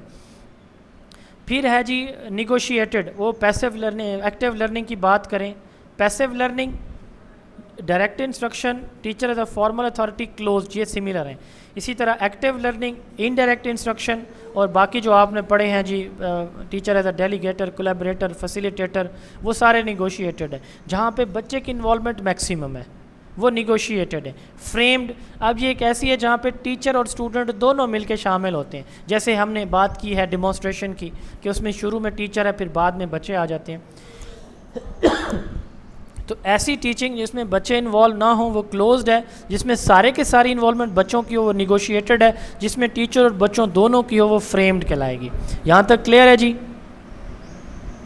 जी, हमने तकरीबन 15 मिनट मज़ीद लेने हैं इंशाअल्लाह ताला, क्योंकि शुरू में कुछ मसला बना था, तो लेक्चर कंप्लीट करने का टाइम हमारे पास थोड़ा है। प्राइमरी एलिमेंट्री के लिए तो काफ़ी टाइम है, सेकेंडरी और हायर सेकेंडरी के लिए थोड़ा सा टाइम कम है। ओके है जी, आगे चलें जी, प्लीज़ बताइएगा ज़रा। सर ब्रेक लेनी है 5 मिनट की मिल सकती है जी, या कंटिन्यू रखें जी? नो सर, अब करेंगे 5 मिनट की। कंटिन्यू रखिए। अच्छा चलें जी, कंटिन्यू करते हैं जी। अच्छा, जोन ऑफ सर प्रॉक्सिमल मेरा ब्रेक डेवलपमेंट क्या है, चाय पी लेते हैं सारे। है ये तो, लास्ट वाला था, अगर दोबारा कर दें। नहीं क्या? कंटिन्यू रखते हैं। अच्छा चलें, हम लोगों ने सामान वगैरह भी बनाना है। अच्छा चलें ठीक है। अच्छा देखें जी, क्लोज मैंने कहा कि जिसमें बच्चे की इन्वॉल्वमेंट नहीं होगी, किसी ने सवाल किया। निगोशिएटेड जिसमें सारी इन्वॉल्वमेंट बच्चे की है। फ्रेम जिसमें टीचर और बच्चा दोनों इन्वॉल्व हैं। एक अहम सवाल है यहाँ पे ताकि ये टॉपिक समझ लग जाए। सवाल ये है कि 5वीं क्लास का बच्चा है, कौन सी क्लास का, 5वीं या चौथी का, माइक प्लीज़ ऑफ रख दें सारे प्लीज़, चौथी या 5वीं का बच्चा है। अब उसको ना हमने एक सवाल है, हमने उस बच्चे को सवाल कराना है। मिसाल के तौर पर वो बच्चा जानता है 2 हिंसी जमा यानी 15 जमा 14, 14 जमा 17, 71 जमा 31, वो 2 हिंसी जमा उसको पता है, लेकिन वो 3 हिंसी जमा या इशारिया की जमा अभी तक नहीं जान सका। ये उससे अगला लेवल है। अच्छा, तीसरी चौथी का बच्चा है और ये बच्चा अलजबरा भी नहीं जानता। सवाल अब आपसे ये है कि वो तीसरी का बच्चा है, सपोज़ करें, या चौथी का, तीसरी का वो बच्चा जो 2 हिंसी जमा जानता है, क्या इस लेवल पे जितना काबिल उस्ताद हो वो उसको अलजबरा सिखा सकता है? जी नो सर। No sir. नहीं सर। अच्छा, इशारिया वाली जो जमा है उसको क्या बोलते हैं, वो सिखा सकता है इस तीसरी क्लास के बच्चे को या चौथी क्लास के बच्चे को? 3 इंसी जमा, 4 इंसी हासिल के वाली जमा, वो भी उससे अगला लेवल, क्या ये समझा सकता है? नहीं समझा सकते हैं। समझा सकता है। अच्छा, दूसरा सवाल, ओके बिल्कुल समझा सकता है जी। 2 इंसी जमा करवा लिए तो 3 इंसी भी करवा लेगा इस स्टेज पे, कोई मसला नहीं है, बच्चा समझ।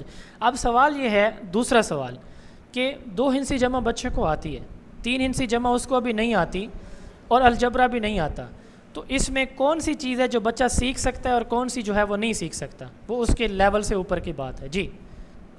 अलजबरा 3 हिंसी सीख सकता है और अलजबरा नहीं सीख सकता जी। ओके जी।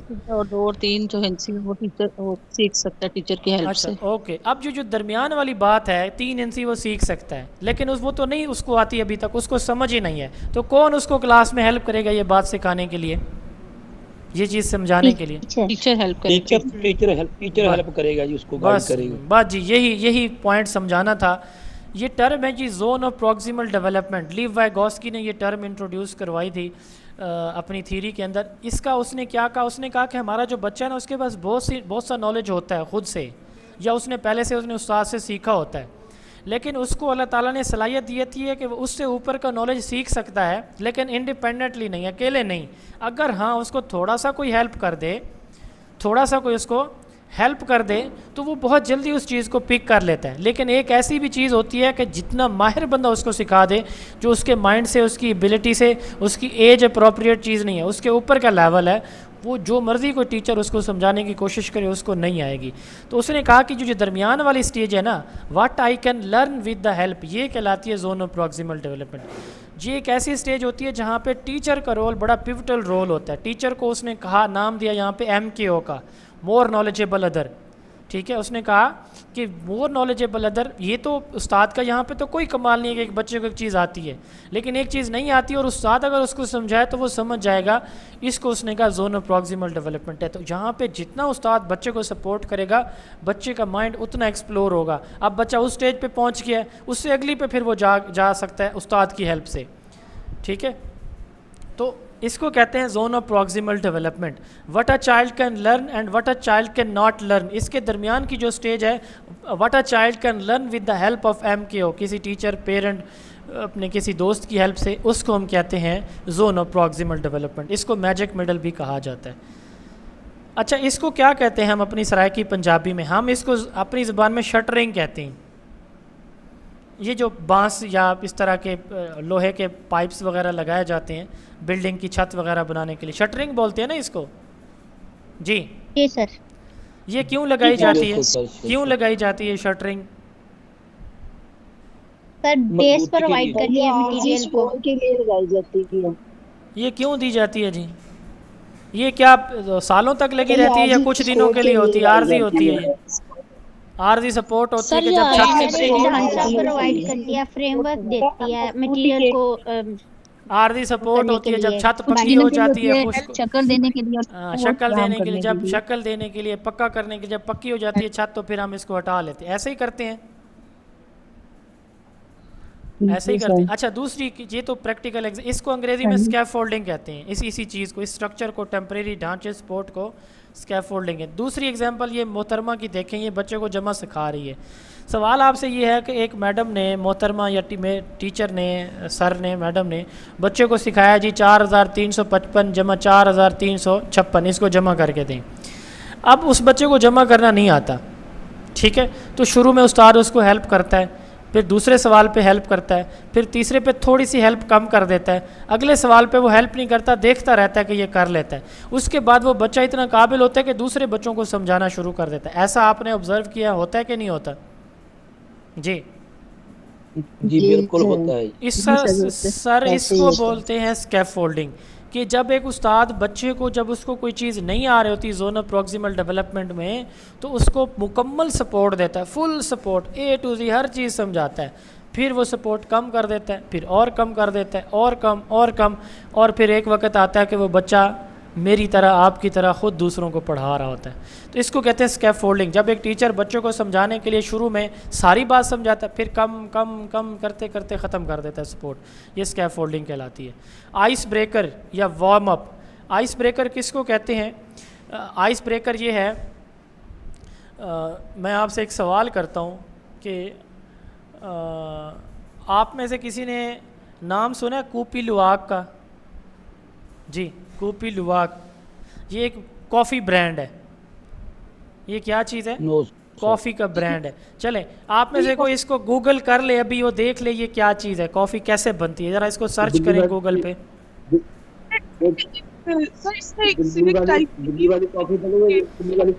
ये बिल्ली वाली कॉफ़ी है। अब ये देखें, बहुत से लोगों को इसका शायद नहीं पता होगा, इसको गूगल करेंगे तो बड़ी कराहत सी फील करेंगे, ठीक है। आइस ब्रेकर क्या होती है कि बच्चे हमारी क्लास में थके होते हैं, उनको थोड़ा सा किसी, अब जैसे मैंने आपसे सवाल जवाब कर लिए, थोड़ा सा पिक्चर के ऊपर रोक लिया, वार्म अप करना, बच्चों को एक्वेंटन करना, बच्चों को क्लास के अंदर दोबारा इन करना। अब सुबह 8 बजे बच्चा है, इतनी गर्मी में, वो 2 बजे तक, 2:30 बजे तक उसने स्कूल में बैठना है, तो थक जाता है।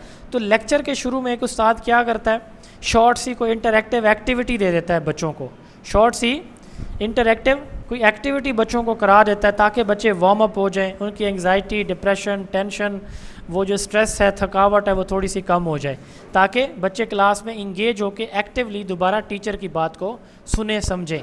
वो अपने इर्द गिर्द, मिसाल के तौर पर जैसे आप कह सकते हैं कि जी बेटा, अच्छा ये जो क्लास के अंदर रेड कलर की जितनी चीज़ें हैं ना हमारी, ये मुझे काउंट करके बताएं। अब वो बच्चे सारे तवज्जो के साथ इधर उधर सिट स्टैंड करके दिखाएं, क्लैपिंग करके दिखाएं, ठीक है।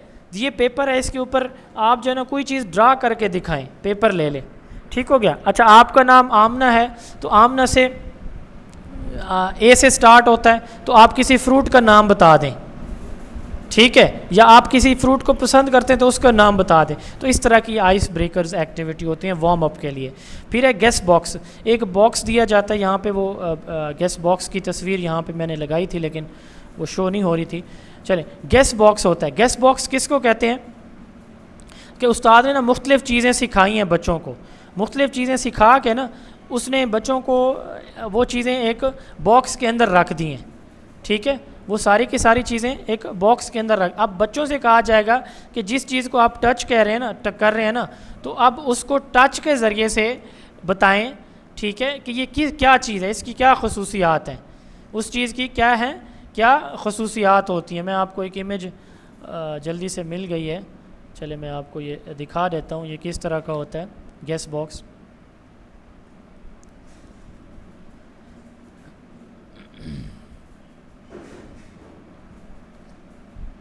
ये अब ये देखें, ये एक एप्पल है, तो टीचर जो है ना इस तरह से बच्चों को वो जो भी चीज़ उसने समझानी है, किसी भी चीज़ के बारे में, कोई लीफ है, पत्ता है किसी चीज़ का, ठीक है, कोई ग्लास है, बॉटल है, बॉल है, कोई भी चीज़ है, तो वो बॉक्स के अंदर रख के उन्हें कहेगा कि आप इसके बारे में बताएं कि ये क्या चीज़ है। इसको गेस्ट बॉक्स कहा जाता है। इससे बच्चे ना उसके अंदर थिंकिंग आती है, बच्चा आइडेंटिफाई करना, चीज़ों की खसूसियात की बेस पे टच के ज़रिए चीज़ों को आइडेंटिफाई करना सीखता है। लास्ट टॉपिक है आज का हमारा, बड़ा इंपॉर्टेंट है, इसमें से भी एक क्वेश्चन आया था ह्यूमनिज़म थ्योरी से। लर्निंग थीरीज़ या मॉडल ऑफ लर्निंग।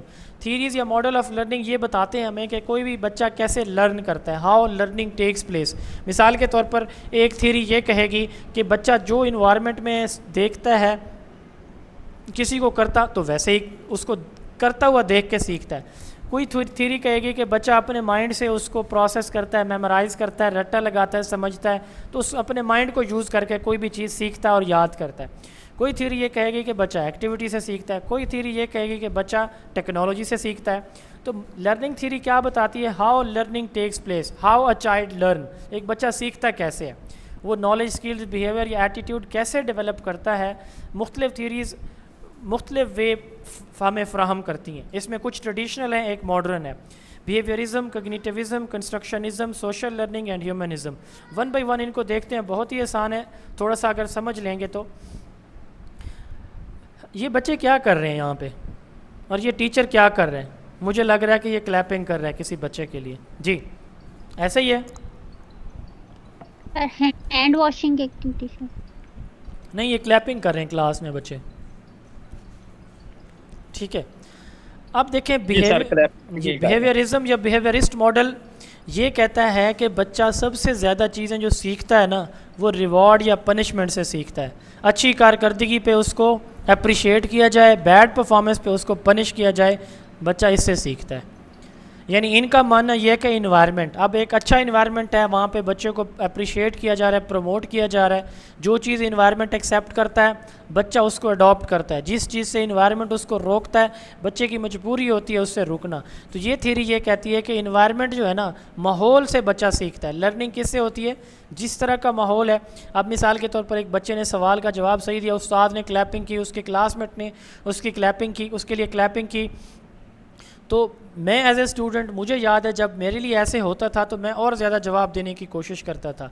वो एक मोटिवेशन हो, तो मैं ज़्यादा लर्न करने की, ज़्यादा सीखने की कोशिश करता था। आप सब भी ऐसे करते होंगे, आपके स्टूडेंट और बच्चे भी सेम इसी प्रैक्टिस को फॉलो करते हैं। बिहेवियरिस्ट का यही मानना है। इसी तरह बच्चे ने शरारत की तो उस्ताद ने कहा क्लास से बाहर निकल जाओ, ठीक है, या उसको कोई सज़ा दे दी, बाकी बच्चे भी उसको देख के सीखेंगे उससे कि भाई इसको मिली है तो हमें भी मिल सकती है। तो ये होती है जी इसको क्या हम बोलते हैं? Behaviourist model. बिहेवियरिस्ट ये कहते हैं कि बच्चे का जो बिहेवियर है वो शेप करता है environment through reward and punishment से। रिवॉर्ड और पनिशमेंट को ये स्टिमुलस का नाम देते हैं। ये वाटसन ने ये थ्योरी दी थी, स्किनर और पेवलोव इसके सपोर्टर हैं। ठीक है, इसका फोकस है फोकस ऑन ऑब्जर्वेबल बिहेवियर, बच्चे का ऑब्जर्वेबल बिहेवियर किस तरह का वो उसका रिस्पॉन्स आ रहा है। Learning is response to in response to external stimuli, reward या पनिशमेंट की शक्ल में। रीइंफोर्समेंट यानी रिवॉर्ड या पनिशमेंट को रीइंफोर्समेंट कहा जाता है। ये बच्चे की लर्निंग शेप करते हैं। A teacher give star to student who complete homework on time. एक बच्चा इन टाइम अपना होमवर्क करता है, टीचर उसके फेस पे या वैसे उसको 1 स्टार 2 स्टार 3 स्टार दे देता है।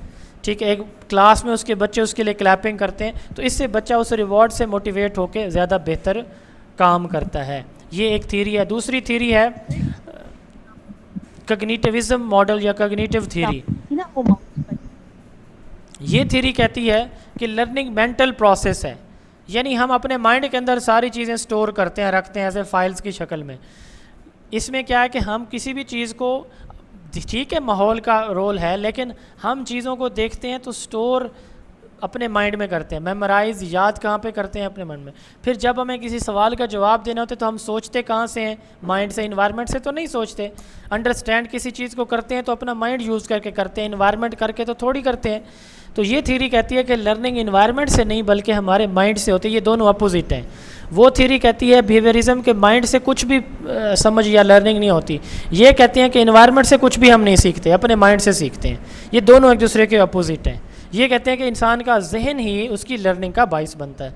एल्रिक नेसर इसके फाउंडर हैं, जीन पियाजेट और ब्रूनर इसके सपोर्टर हैं। ये थ्योरी कहती है कि learning involves actively process and organise information. Learners क्या करते हैं? अपनी इंफॉर्मेशन को प्रोसेस और ऑर्गेनाइज करते हैं अपने माइंड में मेंटल एक्टिविटी से, चीज़ों को याद करके, प्रॉब्लम्स को सॉल्व करके। ठीक है, नॉलेज को एक्वायर करना और अपने माइंड में स्टोर करना, याद करना और ज़रूरत पड़ने पर रिट्रीव करना, जवाब देना, ये जो है वो कॉग्निटिविज्म मॉडल ये कहती है। मिसाल के तौर पर teacher uses story maps to help to student to understand the story sequence. उस्ताद जो है मैप्स की शक्ल, पिक्चर की शक्ल में कोई स्टोरी याद करवाता है, बच्चे उसको स्टेप बाय स्टेप याद कर लेते हैं। Student use diagram to understand the water cycle. अब बच्चे वाटर साइकिल को डायग्राम से अंडरस्टैंड करते हैं और याद करते हैं, उन स्टेप्स को अपने माइंड में स्टोर करते हैं। ये भी कॉग्निटिविज्म की मॉडल की एग्जांपल है। तीसरी जो थ्योरी है वो है ह्यूमनिज्म मॉडल। ये बड़ी इंपॉर्टेंट है, सवाल मैं एंड पे लेता हूँ सारे प्लीज़, बस 2-3 स्लाइड रहती हैं। ह्यूमनिज्म मॉडल या ह्यूमनिस्ट मॉडल ये क्या कहती है? अब्राहम मैस्लो एक था साइकोलॉजिस्ट, उसने ना ये थ्योरी दी, इसको हायरार्की ऑफ नीड थ्योरी कहते हैं या सेल्फ एक्चुअलाइजेशन थ्योरी। इसने ना 5 लेवल्स बताए हैं अपनी इस थ्योरी के। लोएस्ट लेवल ये फिजियोलॉजिकल है, हाईएस्ट सेल्फ एक्चुअलाइजेशन। इनको थोड़ा सा समझ लें। मैस्लो ने कहा कि एक बच्चा उसके पास, आपसे सवाल है, एक बच्चा उसके पास कपड़े भी नहीं हैं, जूते भी नहीं हैं, बैग भी नहीं है, बुक्स भी नहीं है, वो खाना भी उसने नहीं खाया हुआ, आपके मुताबिक क्या वो स्कूल पढ़ने आएगा? या आएगा तो पढ़ेगा? जी प्लीज़। नहीं जी, इतनी दिलचस्पी फिर नहीं होगी, बिल्कुल नहीं होगी। अच्छा, एक बच्चा है नो सर। उसके पास ये चीज़ें नहीं है, क्या वो ये देखेगा कि ये जो खाना भूखा है 3 दिन से, उसके घर कुछ नहीं बना, वो ये देखेगा कि शादी का बचा हुआ खाना हाइजेनिक है या नहीं है? वो इस चीज़ की परवाह किए बगैर खाएगा या ध्यान से खाएगा? जी जी, परवाह किए बगैर खाएगा। इसको सर कहते हैं फिजियोलॉजिकल नीड, के खाना पीना सोना ये वो बुनियादी ज़रूरियात हैं, अगर ये पूरी नहीं होती तो इंसान पागल होता है। अल्लाह ताला हर किसी को किसी की, हर मुसलमान की, हर इंसान की ये ज़रूरियात पूरी कर रहा है और अल्लाह करे करता रहे। बहुत से लोग हैं जो इन चीज़ों से महरूम भी होते हैं। तो अब मैस्लो ये कहते हैं कि जब ये ज़रूरियात पूरी होती है ना, तो उसके बाद वो सोचता है। अब जब उसके घर में 2 वक्त का खाना मुयस्सर है, यानी वो आसानी से खाना बन रहा है, वो खा भी रहा है, कपड़े जूते उसको मुयस्सर है, तो उसके बाद सवाल अब अगला आपसे ये है कि क्या वो शादी के बचे हुए खाने को हाइजेनिक समझेगा या नहीं समझेगा? अब उसके पास ये चीज़ें मुयस्सर हैं। जी बिल्कुल समझेगा जी, समझेगा, बिल्कुल समझेगा जी। यस। तो हाँ जी, बिल्कुल। अब इसको कहते हैं सेफ्टी नीड। अब वो अपनी सेफ्टी की भी परवाह करने लग जाएगा। ठीक है कि मुझे हेल्दी भी रहना है, सेफ्टी भी रहना है, सेफ्टी भी अपनी इंश्योर करनी है, मुझे सर्दी गर्मी में क्या करना है, क्या खाना है, क्या नहीं खाना, वो इस चीज़ की भी समझ रखेगा। अब उसके पास सेफ्टी भी आ गई, खाना पीना भी ठीक है, घर भी है, खाना पीना भी साफ़ सुथरा है। उसके बाद वो देखेगा कि मेरे भी फ्रेंड्स भी हों। अब साफ ज़रा गरीब बंदे को कोई फ्रेंड नहीं बनाता, खाने पीने वाले को इज़्ज़त एहतराम मिलती है, जिसके पास पैसा शैसा अच्छा हो, मकान शकान को, गाड़ी शाड़ी, ओहदा शोदा हो। तो तीसरे नंबर पे आता है बिलोंगिंग नीड्स, कि यहाँ पे आके वो फ्रेंड्स बनाता है, रिलेशनशिप बनाता है, वो रिस्पेक्ट चाहता है कि उसे रिस्पेक्ट मिले। तो बिलोंगिंग नीड्स, लव नीड या सोशल नीड, तो दूसरों के साथ खेलने भी जाएगा, दूसरों के साथ पार्टिसिपेट भी करेगा एक्टिविटीज़ के अंदर। ठीक है, वो खुशी गमी में भी उसको एहसास होगा। अगर वो उसकी ये बुनियादी ज़रूरियात पूरी नहीं है तो वो किसी की गमी खुशी की तरफ थोड़ी जाएगा, उसको तो अपनी फ़िक्र लगी रहेगी। जब ये भी पूरी हो जाती है ना कि उसके फ्रेंड सोसाइटी में, उसकी रिलेशनशिप फैमिली के अंदर मियाँ बीवी बन जाते हैं, बच्चे शच्चे हो जाते, फिर उसने कहा कि वो सोचता है सेल्फ़ इस्टीम नीड्स पे, कि मेरी प्रेस्टीज क्या है, मेरी वैल्यू माशरे के अंदर क्या है। ठीक है, मुझे लोग कितना अच्छा समझते हैं, मैं लोगों को कितना अच्छा समझता हूँ, कौन मेरे खैर खा हैं, कौन मेरे खैर खा नहीं है, और नहीं है तो किन बातों पे नहीं है, मेरी कौन सी कमज़ोरी हैं। यहाँ पे आके उसने कहा कि इंसान जो है ना वो सोचता है किस चीज़ के बारे में, अपनी इस्टीम, अपनी रिस्पेक्ट के बारे में। और इससे ऊपर उसने कहा कि जो लेवल है ना, यहाँ पे 2% लोग पहुँचते हैं सेल्फ़ एक्चुअलाइजेशन। अब दोस्तारीदी जैसे वो नहीं सोचते कि कौन क्या सोचेगा, वो फिर इंसानियत के लिए सब कुछ कर गुजरते हैं। बहरहाल ये थ्योरी आपके उसका हिस्सा पता नहीं है या नहीं है, लेकिन ह्यूमनिस्ट मॉडल का हिस्सा ज़रूर थी, इसलिए मैंने आपको समझाया। अब इसकी डेफिनेशन आप पढ़ेंगे तो आपको समझ आ जाएगी। Learning occurs when basic self esteem and self actualisation needs met. ठीक है, यानी इनका मानना है कि क्लास में बच्चों की बुनियादी ज़रूरियात पूरी की जाए हर सूरत, ताकि बच्चा इमोशनल और सोशल, साइकोलॉजिकल, पर्सनल हर तरह से उसकी ग्रोथ हो। मैस्लो ने दी, कॉल रॉजर इसके सपोर्टर थे। Influence inner sources of individual to achieve self actualisation, वो आखिरी लेवल तक बच्चे को पहुंचाने के लिए इस ये थ्योरी कहती है कि उसकी पहली सारी नीड पूरी करें। हर चाइल्ड यूनिक है, वो इस लेवल पे पहुंच सकता है। ठीक है, बच्चे की फीलिंग्स, मोटिवेशन, सेल्फ इस्टीम पे फोकस किया जाए, बच्चे को क्लासरूम में उसकी नीड्स को सपोर्ट किया जाए, उसको ये चीज़ें प्रोवाइड की जाएँ। मिसाल के तौर पर teacher fulfilling the basic needs in class, drinks diets वो प्रोवाइड कर रहा है। कोई बच्चा अच्छा काम कर रहा है तो उसको अप्रिसिएशन मिल रही है, अब उसकी स्टीम नीड पूरी होगी, उसको रिकॉग्नाइज़ किया जा रहा है। अच्छा जी, उसके बाद जी अगली हमारी जो थ्योरी है वो है कंस्ट्रक्शनिज़म। अब कंस्ट्रक्शनिज़म में ये कहते हैं कि बच्चा अपना नॉलेज अपने हाथ से ख़ुद कंस्ट्रक्ट करता है, सोशलाइजेशन से, एक्टिविटी से, डिस्कशन से, दूसरों के साथ मिल के, ग्रुप वर्क से, ये थ्योरी कंस्ट्रक्ट करना, बनाना। तो इसमें वो उस्ताद पे डिपेंडेंट नहीं होता, अपना नॉलेज खुद बनाता है। जीन पे आजे ने ये थ्योरी दी, लीव वाइगोस्की इसके सपोर्टर हैं। लर्निंग एक्टिव प्रोसेस है, सोशलाइजेशन बच्चों का मिल के काम करने को कहते हैं। तो involving group work and discussion, student new knowledge को प्रायर कंस्ट्रक्ट करते हैं, बनाते हैं अपने प्रीवियस नॉलेज की बेस पे थ्रू एक्टिविटीज़। बच्चे प्रॉब्लम्स का सलूशन निकालते हैं थ्रू सोशलाइजेशन, मिलजुल के, ठीक है। लर्निंग, बच्चा नॉलेज को खुद कंस्ट्रक्ट करता है, अपने उस्ताद पर डिपेंडेंट नहीं होता। मिसाल के तौर पर वाटर साइकिल बनाते हैं बच्चे, प्रोजेक्ट बनाते हैं मिल के, ठीक है। एक बच्चा है जी, वो मैग्नेट के साथ कौन कौन सी चीज़ें जो है ना वो आती हैं और कौन कौन सी नहीं आती, ये एक्सपेरिमेंट कर रहा है, बाकी बच्चे उसको देख रहे हैं। तो ये बच्चा अपना नॉलेज खुद कंस्ट्रक्ट करता है कि मेटालिक चीज़ें को मैग्नेट अट्रैक्ट करता है, नॉन मेटालिक को नहीं करता, ठीक है जी। तो ये कंस्ट्रक्शनिज़म है। उसके बाद जी बस 2 थियरीज़ हैं। सोशल लर्निंग थियरी, ये बच्चा क्या कर रहा है, ये वाला छोटा बच्चा, शाबाश, कोई बता सकता है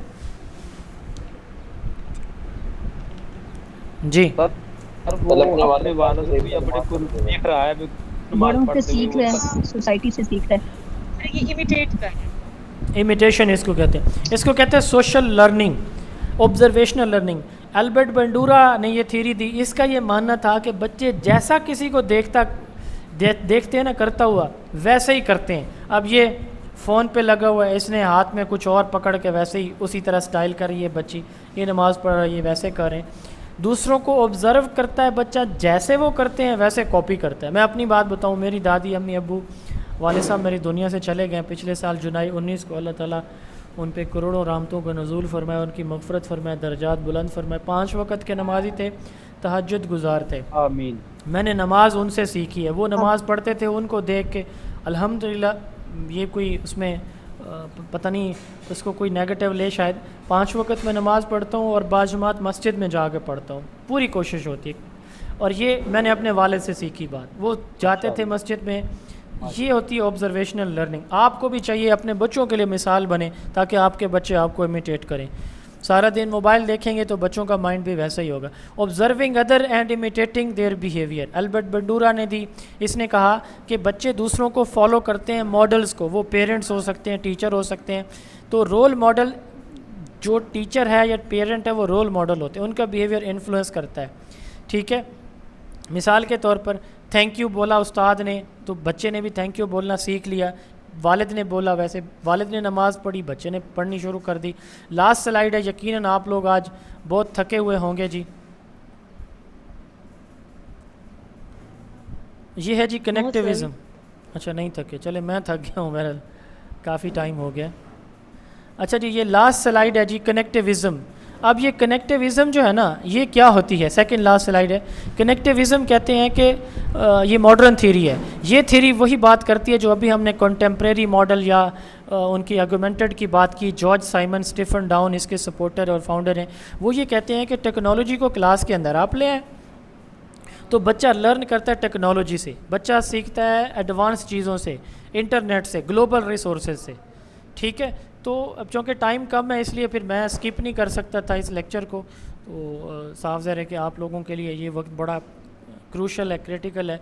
तो कनेक्टिविज़म क्या था, लेक्चर काफ़ी लेंथा हो गया। मैं ख़ुद, मुझे 1 आवर 30 मिनट तक, 1.5 घंटा मेरी कैपेसिटी होती है, उससे ऊपर फिर एग्जांपल याद नहीं रहती, बंदा थक जाता है ना मुसलसल बोल बोल के।